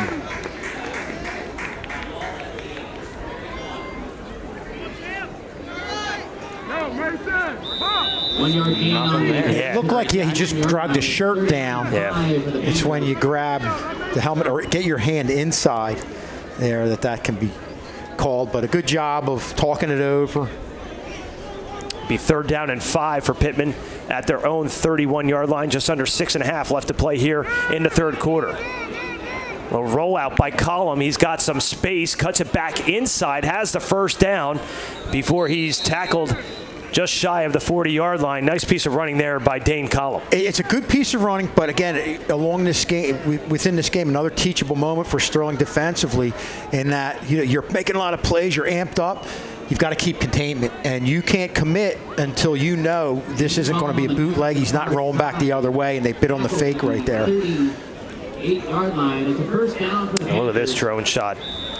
Who is we got to give credit to our drone pilot? Nate DeBacker is doing a great job. And I mean, there's a bunch of other people in the tech crew. Boy, what an outstanding job they do to give us these pictures, these videos down there with Mr. K. It's just an okay. Mr. K's a new toy each year he gets, right? He's got the mic on the ref now.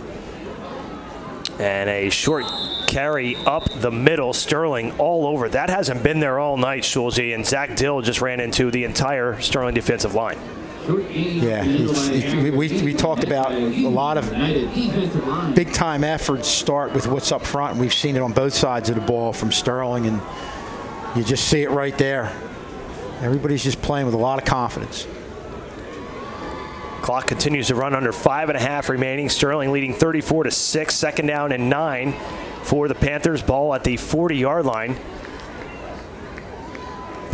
Pitman in really no rush, but what a great view this is to see the offensive and defensive formations. Unbelievable. Handoff again, and going nowhere. In fact, going backwards is Blaine Ackerman. Sterling all over it.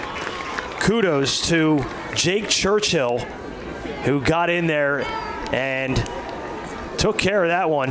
That was a no-doubter right there. Even if Churchill missed him, there were still 2 or 3 Sterling defenders that were right there to wrap that one up as well. And we've seen that throughout the night, gang tackling. It's going to serve them well moving forward.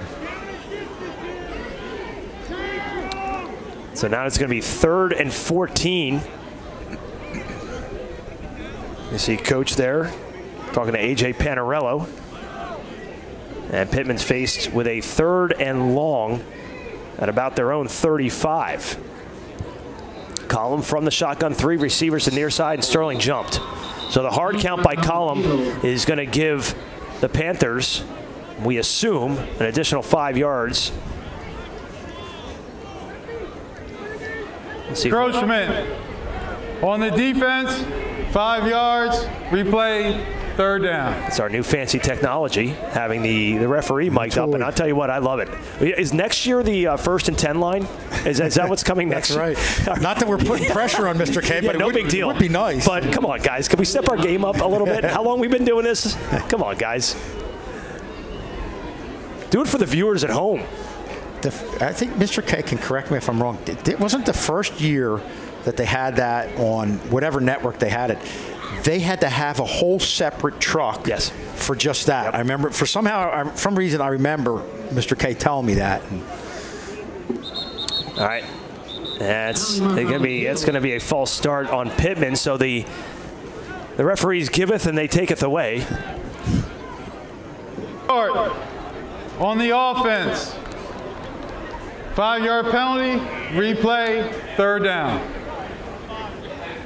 Actually, I think if we put the lines on the field, because we have so many lines on the field between the soccer lines, the lacrosse lines, the football lines, might be. I mean, I don't know. Can we throw a yellow one in there? Come on. That always throws me off when we're doing soccer. I'm thinking they're out of bounds. I'm like, why are they still playing? I'm like, wait, you're looking at the wrong line. Pretty sure that boys game on Tuesday will be on the grass, not on the turf. Collum out in the flat, right out to Blaine Ackerman, and met at about the 37-yard line. Not enough for a 1st down as the clock ticks down to 3 minutes left to go here in this 3rd quarter. Another example of what we're talking about that we've seen these first 2 weeks, just great fundamental play. And see, here's the lines that we're talking about. Yep. The yellow lines are for soccer. Yep. 4th down for the Panthers. And then obviously you got the football out of bounds. And there's the aforementioned C.J. Barrett, wore number 15 for Sterling, played his college ball at Rowan University, went in as a quarterback, wound up being a really successful tight end for the Profs. I thought he should have gotten more of a chance at quarterback because we saw him play in that South Jersey All-Star game, the Talfaro game, and he was one of the MVPs. And kickoff taken by Gabe Tirado at his own 20. Gabe Tirado across the 50 inside of Pitman territory down to the 47. Nice return there by Gabe Tirado. He's going to have to fix his jersey a little bit, but nonetheless, a really, really nice return of 37 yards. Well, you see right here, there's the punt, and you see Tirado coming to this left-hand side. Just a lot of guys from Sterling just playing hard, and it's really been a team effort to get them to this point. There's C.J. Barrett. And as good as an athlete, three-sport athlete as C.J. Barrett was, a great student and a great person on top of that, and now is a math teacher here and a coach and just an all-around great guy. Yeah, and really involved in a lot of things. I mean, he's a three-sport coach and really leaving his imprint. Jaden Ollie Ward with a nice pickup as Battolini finds him in the backfield. And a couple nice moves by Jaden Ollie Ward to get some extra yardage here. Look at that move right there. Just trying to get Eli Applegar thought he had them all lined up, and then hit the Y button, did Jaden Ollie Ward. Well, that's what playmakers do. They can get upfield, but they can also make people miss in one-on-one situations. And if you don't break down, get your body balanced against these guys in the open field, you're going to pay for it. Gives it to Riley Sharp, who gets about just 5. Yeah, Sterling quick to the line here with under 2 minutes to play. Whereas Pitman was kind of taking their time offensively. Sterling with a 34-6 lead. Now they're slowing it down a bit. Just an absolutely dominating effort. Official timeout. I think it might be an equipment. Yeah, it's gonna be an equipment issue from Sterling. Is that that's Will Nicholas? So good spot by the official, who is mic'd up tonight. Battolini pumps, fires in the end zone, touchdown, Tyheem Sally. His 3rd touchdown of the season, 2nd tonight, and Sterling extends the lead to 40-6. Now that Battolini to Sally connection shows you 2 players that right now are in sync and playing with a lot of confidence. And guys, it's amazing where we are right now considering where we were just 2 years ago with this program. And give credit to these kids, the coaches, for doing what they needed to do to turn the culture around in this program. And you ask struggling teams, and they'll tell you that's not an easy thing to do. The kick from Jeremy Clark is up, and it is good. So for back-to-back weeks, Sterling has put up 41 points, and they are just an offensive juggernaut right now. 41-6. And I think we're just looking at a Pitman team, again, a solid Pitman team that right now is just overwhelmed with what Sterling brings to the table on the offensive side of the ball. How about this, Jules? You take away that mistake that Battolini made on that rollout, that busted play for the pick 6. This is a 41-0 game. If you really, they would be pitching a shutout right now. We talked to Brandon Grace, one of the coaches. Again, another former player that came in here. He's like, we're playing phenomenal. And I'm glad you brought that up because, again, the other impressive thing is they fought back from that little hiccup early on and just didn't allow it to affect how they moved on and just wanted to make a play moving forward. And they've done that on both sides of the ball.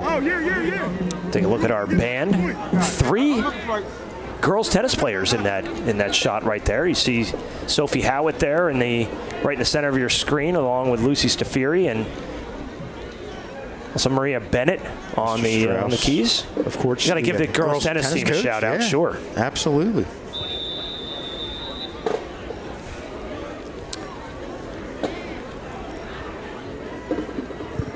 So the last time Sterling opened up 2-0 was 2021 against Triton and Florence. I'm getting that information from the booth. And another nice return. I don't see any flags. No flags this time, but good job by Sterling to pursue and not give up 6 there. And of course, you're getting to the point now, as we move towards the end of the third quarter, fourth quarter, you can get some of the younger guys in there. And we always talk about how that's a big part in keeping a good culture, keeping a program solid, getting these younger guys onto the field, just being on there, and with the crowd and everything. It just makes that transmission when it's their time next year. They've had that experience at the end of the game. And you got to give credit to Coach Dez and the rest of his staff for really turning this around over the last several years. And there were some tough years that we've been up in the booth with this squad, and it's good to see that Sterling football is now back. The pass out to Ackerman. Ackerman with some space, and can he get the corner? No, but he's inside the 5. And Sterling just lost some containment there. Ackerman's slow to get up as the third quarter buzzer goes off, and that's how we're going to end 3 quarters of play. Sterling up 41-6. We'll come back with fourth quarter action. Pitman knocking on the door. You're watching live coverage of Sterling football on Channel 19. We're back right after this.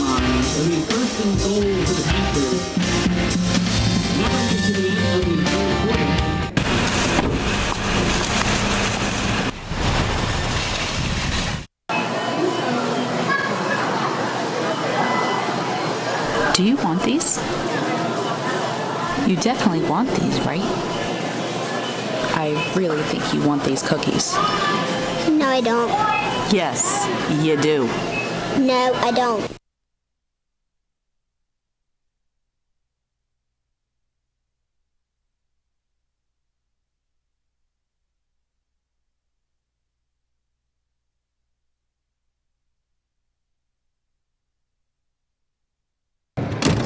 No. No. No.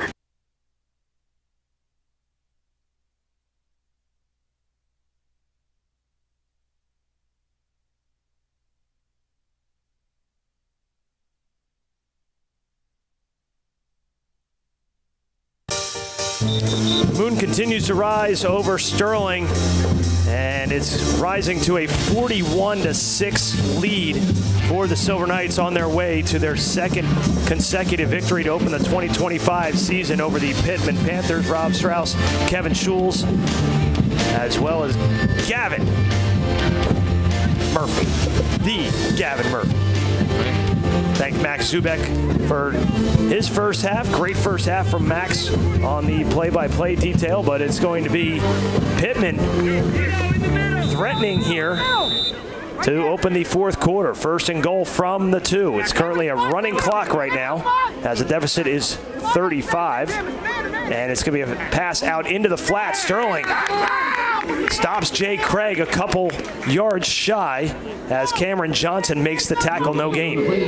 I mean, they've been holding them defensively all game.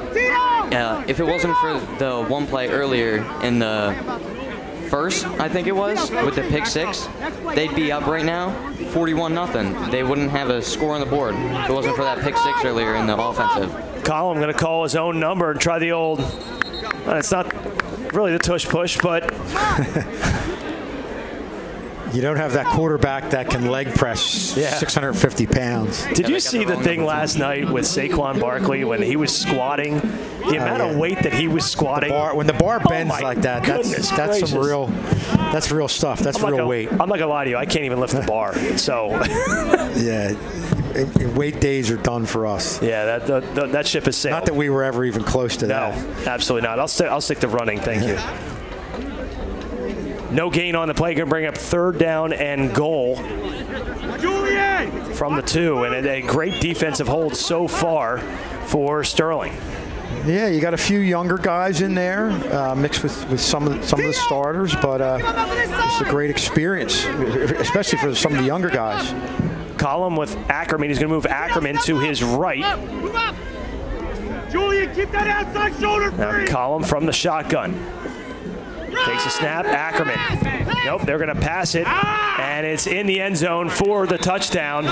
They connect with Ben Williams, the junior, and Pitman gets on the board. It's 41-12, their first point since the pick six back in the first. Well, Pitman felt like they were going to have a tough time with all the big bodies in there for Sterling, running it up the middle and fake there, but was able to get the receiver open to the outside and get themselves another score.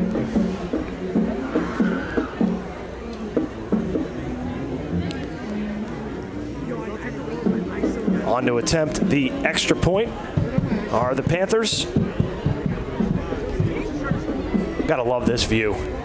What a great shot this is. This is kudos to Nate DeBacker, who's doing a great job on the drone here tonight. He won't hear any of this until the replay, but he's doing a phenomenal job. Extra point is up and good, and with 10-12 remaining here in the fourth, it's a 41-13 game. And the thing about Rob, you talk about the drone shot as we look at the replay of the touchdown. Football, a lot of them, they have their own videos and everything, but still having that shot from up top can show you even that much more. And we've talked to coaches who've used some of this video, and I know not even just football but soccer, they like the drone shot because even for the kids, they can see what's happening away from them. It just gives you a whole different perspective on what's going on that you can't really see as a player being out on the field.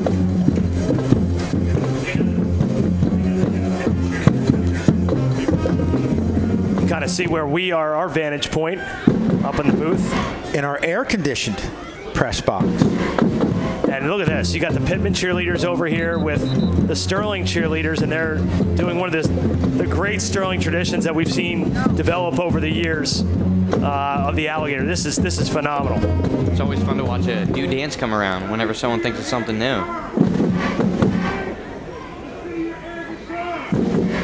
And you see Gaffredo there playing the air guitar and leading the charge with the band and the cheerleaders. I love that Sterling has brought in the Pitman cheerleaders for this. Yeah. This is great. This is what high school football is all about. It really is. And even in all sports, you look at the cheerleaders, what they do, our super fans. We definitely have something that's very unique to Sterling when you see stuff like this, and it just makes you proud to be working at this school. And it's cool how we've seen it evolve over our 20 years here, Schulze, that, back in the day, the cheerleaders were separate from the band, and the band was separate from the cheerleaders, and it's now evolved. And that's a big shout out to the cheerleading coaches. Of course, Walt Young doing always a phenomenal job with the band. Absolutely. Those kids put in a ton of time. We talk about football, preseason, and all the time they put into it. Band kids really put a lot of time in, as well as cheerleading. Nice return here for Sterling, and inside the 40 goes Sterling. It's a great return by Samad Land, the freshman. Getting some time out there too.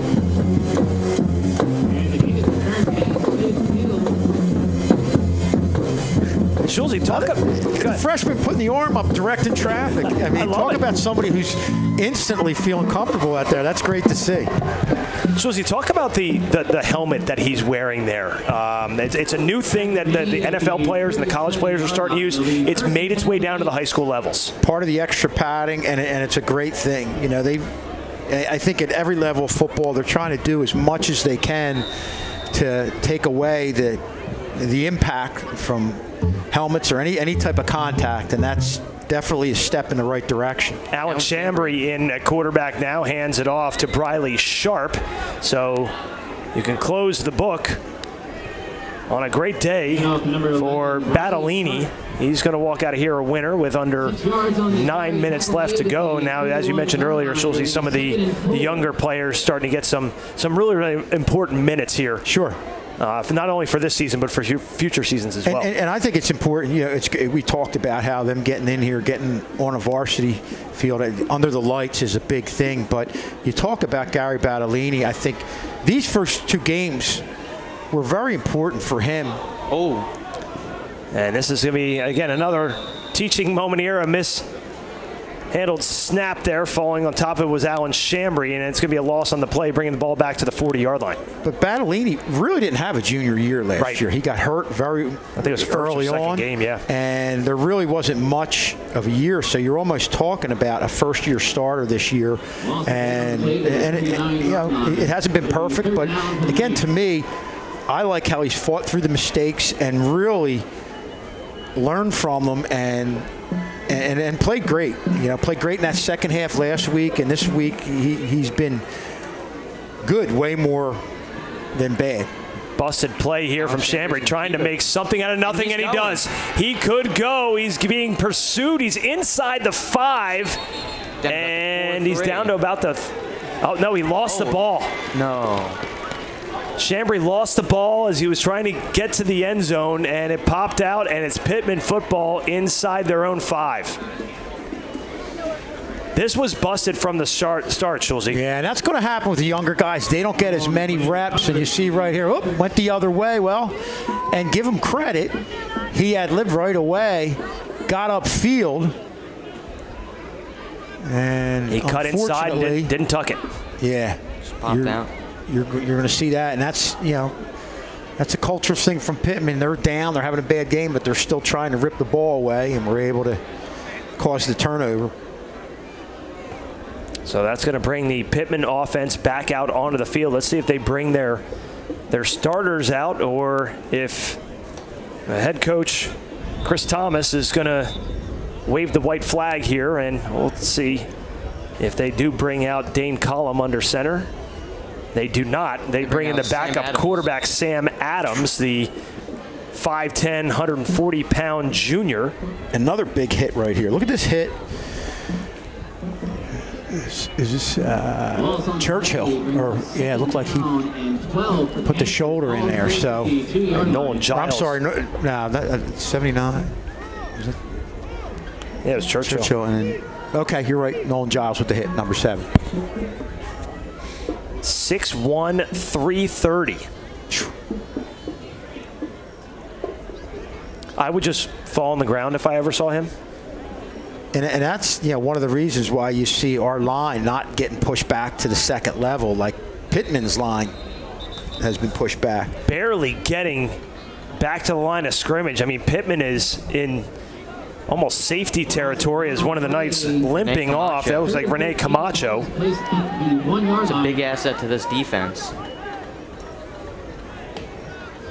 Rene Camacho, a outstanding wrestler as well for Coach Wiggins in the winter season. And Pitman in trouble here. It's 3rd and 13 from their own 1. With some backups in the game. Sam Adams under center for the first time tonight. Adams looking for a little bit of breathing room. Backs in the I formation. They hand it off. Able to escape the end zone and only gets out to about the 3. Little bit of breathing room there. Zach Dills, 3rd time we've called his name tonight as Jaden Williams comes up shaking his right arm on the tackle. And Rob, you mentioned Rene Camacho, and also him and Julian O'Donnell have done an outstanding job in the middle.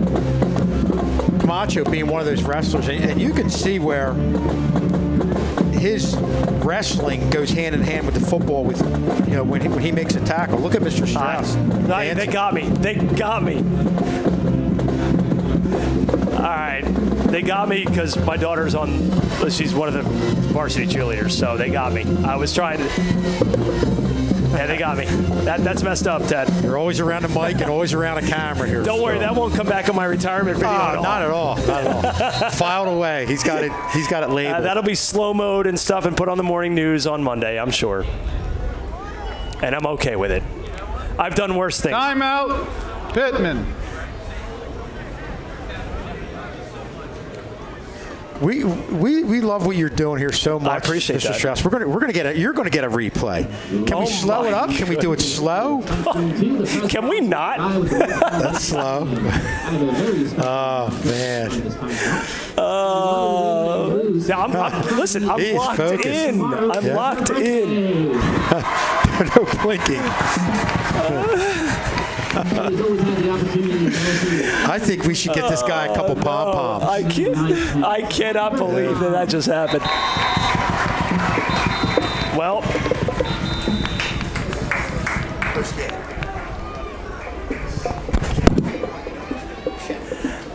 yeah. I've done a lot of things at this school. I've done a lot of things at this school. Gavin is just getting this, how crazy I am here at Sterling for probably the second or third time. But it is, Gav, your thoughts? What was my form? Did I do well with this? Great form. I thought he could go out there and be a cheerleader. They could throw him at the top of the pyramid if they wanted. Oh, he could fly. Do you think I'm a flyer? Am I a flyer? I mean, you could be 100%. Man, I don't know about that. Challenge you to do that running cartwheel. Okay. The running cartwheel? Back handspring? One flip and you'll be on your back.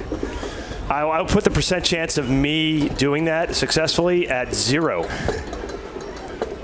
Kickoff taken by Sterling's JoJo Carter at about the 32, trying to get to the end zone, breaking several tackles, still on his feet, and down to basically where the line of scrimmage was. Still playing hard out there. And these kids are definitely having fun. You just look at the sidelines and showing up for practice next week. That much better after a big win. First and goal for the Knights. Thursday game coming up this week, so schedule going to be a little bit different. I'm going to move all the practices up a day. I'm sure Coach Dez has got everything all planned out. And it'll be a Thursday night game here against Camden Mastery to end the 3-game homestand to open the season. 6 home games on the slate, not counting playoffs here for Sterling, and that's been a while since we've been able to host 6 games. Usually it's 4 or 5. And with this Sterling from the shotgun and some whistles.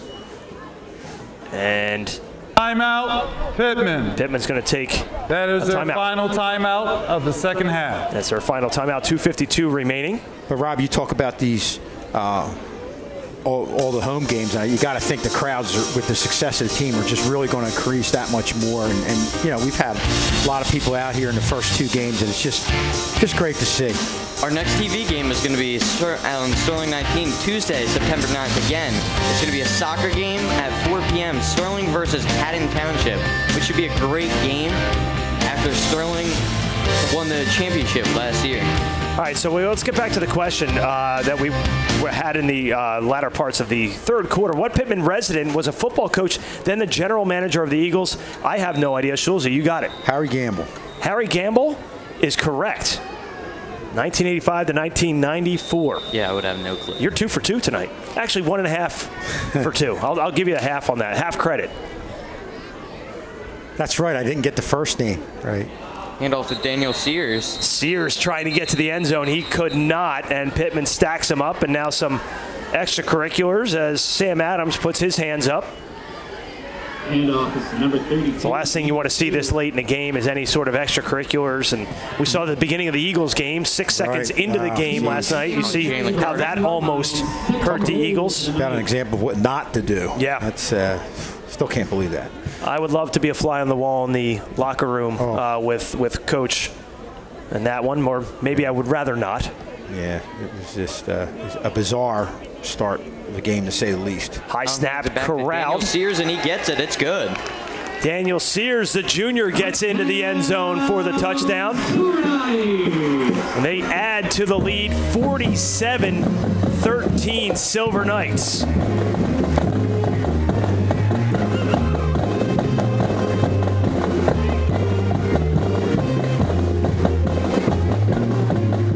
Just bull rush this way. Just put your head down and just plow. Yep. That name again is Mr. Plow. Good front there. Offensive line to lead the way. Not much more that we can say that we haven't already said about this effort, just how it's been just complete dominance in every facet of the game. Jeremy Clark. Yep, Jeremy Clark going to come on and attempt the extra point. He's had a busy night. Lots of kickoffs. Lots of extra points. He's only missed 1 tonight. And he's good again. Almost perfect on the night. And he has been really, really good. He does nothing but kick the ball, and he's been great so far for Sterling. Well, we were discussing how I know last week about how important it is to have that kicker and how it's such a big weapon, especially for some of the teams that have year in and year out success. We talk about Haddonfield with their kickers, West Deptford, Paulsboro. Mr. K and I did a game a couple years. I believe it was Mr. K. Was it Salem against Paulsboro? And Salem had a kicker. I think he has had something like 3 field goals. He basically won them the game in a playoff game, a big playoff game. This is the most points Sterling has scored since 2001 against Lindenwold. That's hard to believe. Amazing. But it's really not amazing when you consider the talent on the field and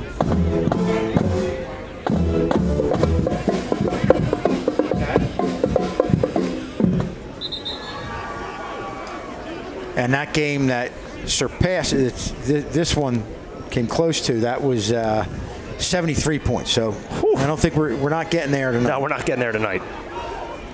That's a lot of points.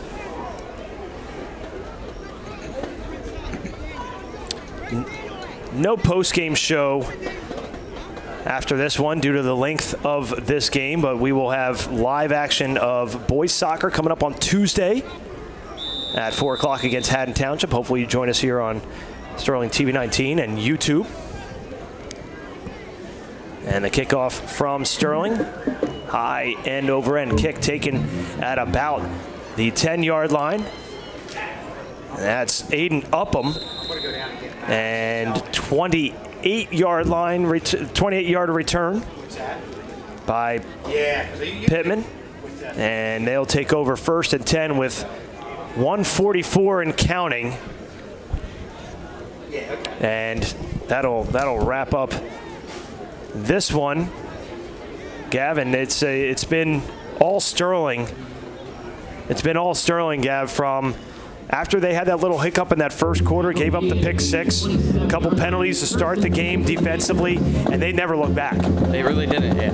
Other than that one pick in the very beginning when Pitman scored their first points, it's been all Sterling up from there. They went 41 straight, I think, 41 straight without any points, without letting up any points. Sterling, through 2 games, has scored 89 total points. 41 last week, 48 here tonight. And there's, other than a couple penalties, it's been a pretty clean game. Pretty clean game for Sterling. And anytime you can give up 13 total points in 2 games, that is a good start defensively, and obviously offensively we've scored a lot of over 40 points a game. That's pretty impressive. I mean, these are the greatest games I think I've seen since I've been here, and this is my junior year. 25-yard line, 2nd down and 12. And Pitman, don't forget, Pitman went 8-2 overall, 5-1 in the division last year, and only allowed 10 points per game. Won the division, and now here they are. They just allowed 48 to Sterling as the clock ticks down under 5 seconds, and Sterling is going to open their season 2-0 for the first time since they went 2-0 against Florence and Triton. Sterling victorious 48-13. They dropped down early 6-0, scored 41 straight points as an answer, and Sterling is going to move to 2-0. Great job by our entire team. Max Zubek, Kevin Schulz, Gavin Murphy. I'm Rob Strauss for the entire Channel 19 Tech crew, headed up by the great Mr. Tad Kozineski. I'm Rob Strauss. We'll see you next Thursday. Sterling taking on Camden Mastery at 6 p.m. We'll see you then. Good night.